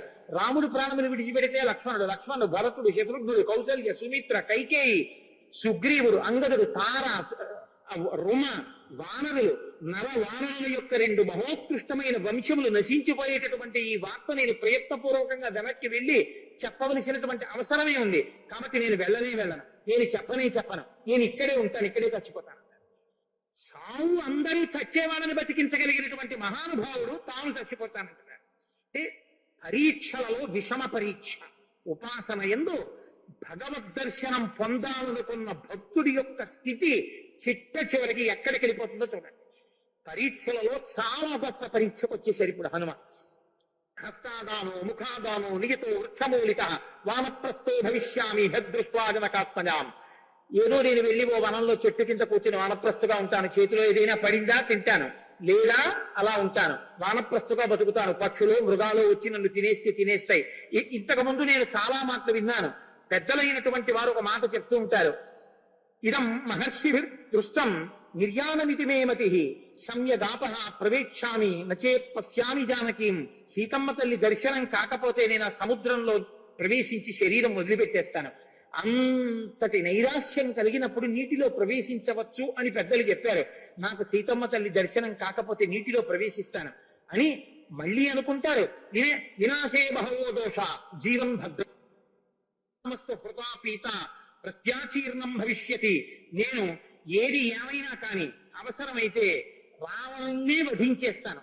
వధించి సీతమ్మ జాన చెప్పాడు, లేకపోతే రావణాసురుణ్ణి వధించి రామచంద్రమూర్తికి ప్రీతి కల్పిస్తాను. అది కూడా కాకపోతే అథవైనం సముక్షిప్య ఉపర్యుపరి సాగరం రామయోప హరిష్యామి పశుపతేరివ. ఒక పశువుని యజ్ఞశాలకు ఎలా తీసుకెళ్తారో అలా 10 తలలు ఉన్న రావణాసురుడి సముద్రం మీద తీసుకెళ్లి ప్రశ్రవణ పర్వత శిఖరముల మీద కూర్చున్నటువంటి రామచంద్రమూర్తి పాదార విద్దముల ఎందు పారేసి ఆయన ఏం చేస్తారో ఎలా చెప్పిస్తారో చూస్తాను తప్ప వీడిని విడిచిపెట్టననుకున్నారు. అనుకుని మళ్ళీ ఉత్సాహం తెచ్చుకున్నారు. ఎదురుగుండా అశోకవనం కనపడింది. ఈసారి అమ్మా నువ్వు నాకు కనపడి తీరాలి తల్లి, నేను ఈ అశోకవనం ఒక్కటే వెతకలేదు, ఈ అశోకవనంలోకి ప్రవేశిస్తున్నాననుకున్నారు. అనుకుని ఇది నేనన్నది ఉపాసనయందు భక్తితో కూడిన ఉపాసనలో దోషం ఉంటే భగవంతుడే దిద్దుతాడు దాన్ని. వెళ్ళేటప్పుడు సీతమ్మకి నమస్కారం చేసి బయలుదేరలేదు. ఇప్పుడు అంటున్నారు, అమ్మా నేనా వెతికేవాణ్ణి, నేను వెతికితే నువ్వు దొరుకుతావా? హనుమ సీతమ్మని చూశారన్న కీర్తి నువ్వు నాకు ఇవ్వాలి. జనక మహారాజు గారు నువ్వు దొరుకుతావని భూమిని దున్నారా అమ్మా? భూమిని దున్నుతుంటే జనకుడికి కనపడ్డావు. కనపడి ఆయనకి కూతురవై జానకి అని పేరు పెట్టుకుని జనకుడికి కీర్తి తెచ్చావు. జనకుడికి కనపడి జనకుడికి కూతురువై జానకి అని పేరు పెట్టుకుని జనకుడిని ఉద్ధరించినట్టు హనుమకి సీతమ్మ తల్లి దర్శనం అయింది అన్న కీర్తిని నాకు కట్టబెట్టమ్మా, అమ్మా నాకు కనపడమ్మా అన్నారు. ప్రార్థన చేశారు. ఈ ఒక్క శ్లోకాన్ని భక్తితో చదివితే సుందరకాండంతా పారాయణ చేసిన ఫలితం వేస్తారు. నమోస్తు రామాయ సలక్ష్మణాయ దేవ్యై చ తస్యై జనకాత్మజాయై నమోస్తు రుద్రేంద్ర యమానిలేభ్యో నమోస్తు చంద్రాస్తమరుద్గణేభ్యః సిద్ధిన్నే సంవిధాస్యంతి దేవాస్సత్సిగణాస్తిహ బ్రహ్మా స్వయంభూర్భగవాన్ దేవాశ్చైవ దిశంతు మే సిద్ధిమగ్నిశ్చ వాయుశ్చ పురుహూతశ్చ వజ్రభృత్ వరుణ పాశహస్తశ్చ సోమాదిత్యౌ తథైవ చ అశ్వినౌ చ మహాత్మానౌ వరుత సర్వయేవ చ సిద్ధిం సర్వాణి భూతాని భూతానాం చైవ యః ప్రభుః దాస్యంతి మమ ఏ చాన్యే హృదృష్టాః పరిగోచరాః. ఒక్కసారి నమస్కారం చేశారు. నమోస్తు రామాయ లక్ష్మణాయ, లక్ష్మణుడితో కూడిన రామచంద్రమూర్తికి నమస్కారం. దేవ్యై చ తస్యై జనకాత్మజాయై, అమ్మ దివ్వు ప్రకాశించేటటువంటి తల్లివి, నువ్వు అనుగ్రహిస్తే కనపడతావు, అనుగ్రహించకపోతే కనపడవు. అమ్మ నన్ను అనుగ్రహించమ్మా, నీ కొడుకు లాంటి వాణ్ణమ్మా అన్నారు. దేవ్యై చ తస్యై జనకాత్మజాయై నమోస్తు రుద్రేంద్ర యమానిలేభ్యో, రుద్రుడికి యముడికి వాయువుకి, ఆ తర్వాత బ్రహ్మా స్వయంభూర్భగవాన్ దేవాశ్చైవ దిశంతు మే సిద్ధిమగ్నిశ్చ వాయుశ్చ పురుహూతశ్చ వజ్రభృత్ వరుణ పాశహస్తశ్చ సోమాదిత్యౌ తథైవ చ. ఈ దిక్పాలకులకందరికీ నమస్కారం చేస్తున్నాను. సిద్ధిం సర్వాణి భూతాని భూతానాం చైవ యః ప్రభుః, సమస్త భూతకోటికి నమస్కారం చేస్తున్నాను. నాకు సీతాన్వేషణలో సాయపడి నాకు సీతమ్మ తల్లి దర్శనమగుగాక. ఒక్కసారి ఉత్సాహం పుంజుకున్నారు. లేచి విడిచిపెట్టిన బాణం ఎలా పెడుతుందో అలా ఎగిరి ఒక్కసారి అశోకవనంలోకి దూకారు. అశోకవనం అంతా పువ్వులతో పళ్లతో నిండిపోయి ఉంది. నిర్ధూతకేళీ యువతీ యథామృతితవర్ణిక నిష్పీత శుభదంతోష్టి నకదంతైశ్చ విక్షత అంటారు. పురుషుడి చేత భోగింపబడినటువంటి స్త్రీ అలంకారములు చెదిరి ఎలా ఉంటుందో అలా అశోకవనంలో ఉన్నటువంటి చెట్లన్నీ స్వామి హనుమ చెట్టు మించి చెట్టు మీదకి దూకితే ఆ పువ్వులు కాయలు అన్ని రాలిపోయి చెట్లు అలా అయిపోయాట. వెతికారు అశోకవనంలో అక్కడ ఉన్నటువంటి ఒక పరిస్థితిని చూశారు. పునరావృత్తితో యాంచ మహాకపి ప్రసన్నామివ కాంతస్య కాంతాం పునరుపస్థితాం. ఎంత అద్భుతమైన విషయాలు చూశారో మహానుభావుడు. ఒక పర్వత శిఖరం నుంచి ఒక జలప్రవాహం ఇలా కింద పడి వచ్చేస్తుంటే అక్కడ ఉన్న చెట్లన్నీ కొమ్మలు ఆ నీళ్లలోకి ఇలా కిందకి దిగాయి. మా కోనసీమలో కనపడుతుంటాయి ఇలాంటివి. ఇలా కిందకి కొమ్మలు నీళ్లలోకి దిగాయి. ఆ కొమ్మలు అడ్డు రావడం వల్ల ఆ కిందకి దిగుస్తున్న ప్రవాహం మళ్ళీ ఇలా వెనక్కి తిరిగిందిట. ఇది చూస్తే ఎలా ఉందంటేట, ఒక పురుషుడి తొడ మీద కూర్చున్నటువంటి ప్రియకాంత ఏదో హాస్యంలో పురుషుడు ఏదో అన్నారని కోపం వచ్చి తొడ నుంచి దూకి కోపంతో వెళ్ళిపోతుంటే చెలికెత్తెలు చేతులు అడ్డు పెట్టి తప్పమ్మా అలా వెళ్ళిపోకూడదు, ఏదో హాస్యం ఆడాడు వెనక్కి వెళ్ళని మళ్ళీ ఆ ప్రియురాల్ని ప్రియుడి దగ్గరికి పంపుతున్నట్టుగా ఉంది ఆ నీరు వెనక్కి తిరిగితే. అశోకవనంలో అంత రమ్యమైన దృశ్యాలు కనబడ్డాయి. లతా ప్రతానైర్బహుభిః పర్ణైశ్చ బహువిర్వృతాం కాంచనీం శింశుపామేకాం దదర్శ హరియూధపః వృతాం హేమమయీభిస్తు వేదికాభిః సమంతతః. అక్కడ ఒక పెద్ద శింశుపా వృక్షం. ఆ శింశుపా వృక్షం చుట్టూ బంగారు వేదిక. అక్కడ ఉన్న అనేకమైన చెట్ల చుట్టూ వేదికలు. అశోకవనికాచేయం దృఢం రమ్యా దురత్మనః చంపకైశ్చందనైశ్చాపి వకుళైశ్చ విభూషిత. అక్కడ అనేకమైనటువంటి చెట్లు చాలా గొప్పగా పెంచబడి ఉన్నాయి. ఎందుకంటే అది రావణాసురుని యొక్క అత్యంత ఇష్టమైనటువంటి సరోవరం. అక్కడ ఆ వనం ఆయనకి అంత ప్రీతిపాత్రమైనటువంటి వనం కాబట్టి అంత బాగా పెంచాడు అశోకవనాన్ని. ఇయంచ నళినీ రమ్య ద్విజసంఘ నిషేవిత ఇమాంసా రామమహిషి నూనమేష్యతి జానకి సారామా రామమహిషి రాఘవస్య ప్రియాసతి వన సంచార కుశల నూనమేష్యతి జానకి. ఇక్కడ ఒక పెద్ద సరోవరం ఉంది. ఇందులో పద్మాలున్నాయి. తెల్లమారబోతోంది. బ్రాహ్మీ ముహూర్త సమయం కాబట్టి స్నానం చేసి సంధ్యావందనం చెయ్యాలి. సారామా రామమహిషి రాఘవస్య ప్రియాసతి. రామచంద్రమూర్తి యొక్క ప్రియకాంత అయిన ఈ సీతమ్మ తల్లి బ్రహ్మ ముహూర్తంలో స్నానం చేసి సంధ్యావందనం చేసుకోవడానికి ఇక్కడికి వస్తుంది కాబట్టి తప్పకుండా ఇక్కడికి వస్తుంది అని నాకు అనిపిస్తోంది. నాకు ఇక్కడ సీతమ్మ తల్లి దర్శనం అవుతుంది అనుకున్నాడు. అంటే ఆ యుగంలో ఉపనయన సంస్కారం ఇప్పుడు మగవాడికి చేసి వివాహ సంస్కారం మగవాడికి జంజం ఎటువంటిదో ఆడదానికి మంగళసూత్రం అటువంటిది. ఇద్దరికీ అంతే. ఈయనకి జంజం ఎంత గొప్పదో ఆవిడికి మంగళసూత్రం ఎంత గొప్పది. ఇద్దరూ దీని చేత రెండో పుటక పుడతారు. కుమారిగా ఉన్నది శ్రీమతి అవుతుంది, ఇల్లాలవుతుంది. ద్విజుడు ఒకటిగా పుట్టినటువంటి వాడు సంస్కారము చేత ద్విజుడవుతాడు, రెండో మాట పుట్టినవాడు అవుతాడు ఉపనయనం చేసుకుని. అందుకని రెండో పుట్టుక అవుతుంది ప్రతి ఆడదానికి కూడా వివాహ సంస్కారం. కానీ త్రేతాయుగంలో ఆడవాళ్ళకి యజ్ఞోపవీతం ఉండి వాళ్ళు సంధ్యావందనం చేశారు అని మనకి దీనివల్ల అవగతం అవుతుంది. కాబట్టి సంధ్యాకాల మనాశ్యామ ధ్రువమేష్యతి జానకి నదీ చేమాం శివజలాం సంధ్యార్థే వరవర్ణిని. ఆవిడ సంధ్యావందనం చేయడానికి తప్పకుండా ఇక్కడికి వస్తుంది అనుకున్నారు. సదదర్శావిదూరస్థం చైత్య ప్రాసాదముచ్ఛ్రితం మధ్యే స్తంభ సహస్రేణ స్థితం కైలాస పాండురం ప్రవాళకృత సోపానం తప్త కంచన వీదికం. అక్కడ దూరంగా చూసేటప్పటికి ఆయనకు ఒక పెద్ద 1000 స్తంభాల మేడ ఒకటి కనపడింది. ఆ 1000 స్తంభాల మేడ మధ్య స్తంభ సహస్రేణ స్థితం కైలాస పాండురం. కైలాసం ఎలా ఉంటుందో తెల్లటి చైత్య ప్రసాదం కనపడింది. అక్కడే ఒక పెద్ద శింశుపా వృక్షం. శింశుపా వృక్షం చుట్టూ స్వర్ణమయ వేదిక. దానికి అనేకమైనటువంటి పగడముల వంటి మణులు పొదగబడి ఉన్నాయి. ఎగిరి ఆ శిశుపా వృక్షం మీదకి వెళ్ళారు. వెళ్ళి ఒక్కసారి అశోకవనం అంతా చుట్టూ చూశారు. ఎక్కడైనా నా తల్లి కనపడుతుందా అని. ఎక్కడా కనపడలేదు. ఈ అశోకవనంలో కూడా లేదా తల్లి అనుకున్నారు. అనుకుని ఆ చెట్టు కొమ్మల నుంచి చిన్న పిల్లంత వారై ఉన్నారు. ఇక్కడ ఒక్క చోట వెతకలేదు. నా తల్లి ఇక్కడే కనపడాలి అనుకున్నారు. కనపడుతుంది అని నాకు అనిపిస్తోంది అనుకున్నారు. అనుకుని ఒక్కసారి తల ఉంచి చెట్టు కింద చూశారు వేదిక మీద. తతో మలిన సంవీతాం రాక్షసీభిః సమావృతాం ఉపవాస కృషాం దీనాం నిశ్వసంతీం పునః గదర్శ శుక్లపక్షాదౌ చంద్రరేఖామివామలాం మంద ప్రఖ్యాయమానేన రూపేణ రుచిర ప్రభాం అని ఆ తల్లి అటువంటి గొప్ప సీతమ్మ ఏవం సీతాం తదా దృష్ట్వా హృష్ట పవన సంభవ జగామ మలసారామం ప్రశంసచ తం ప్రభుం.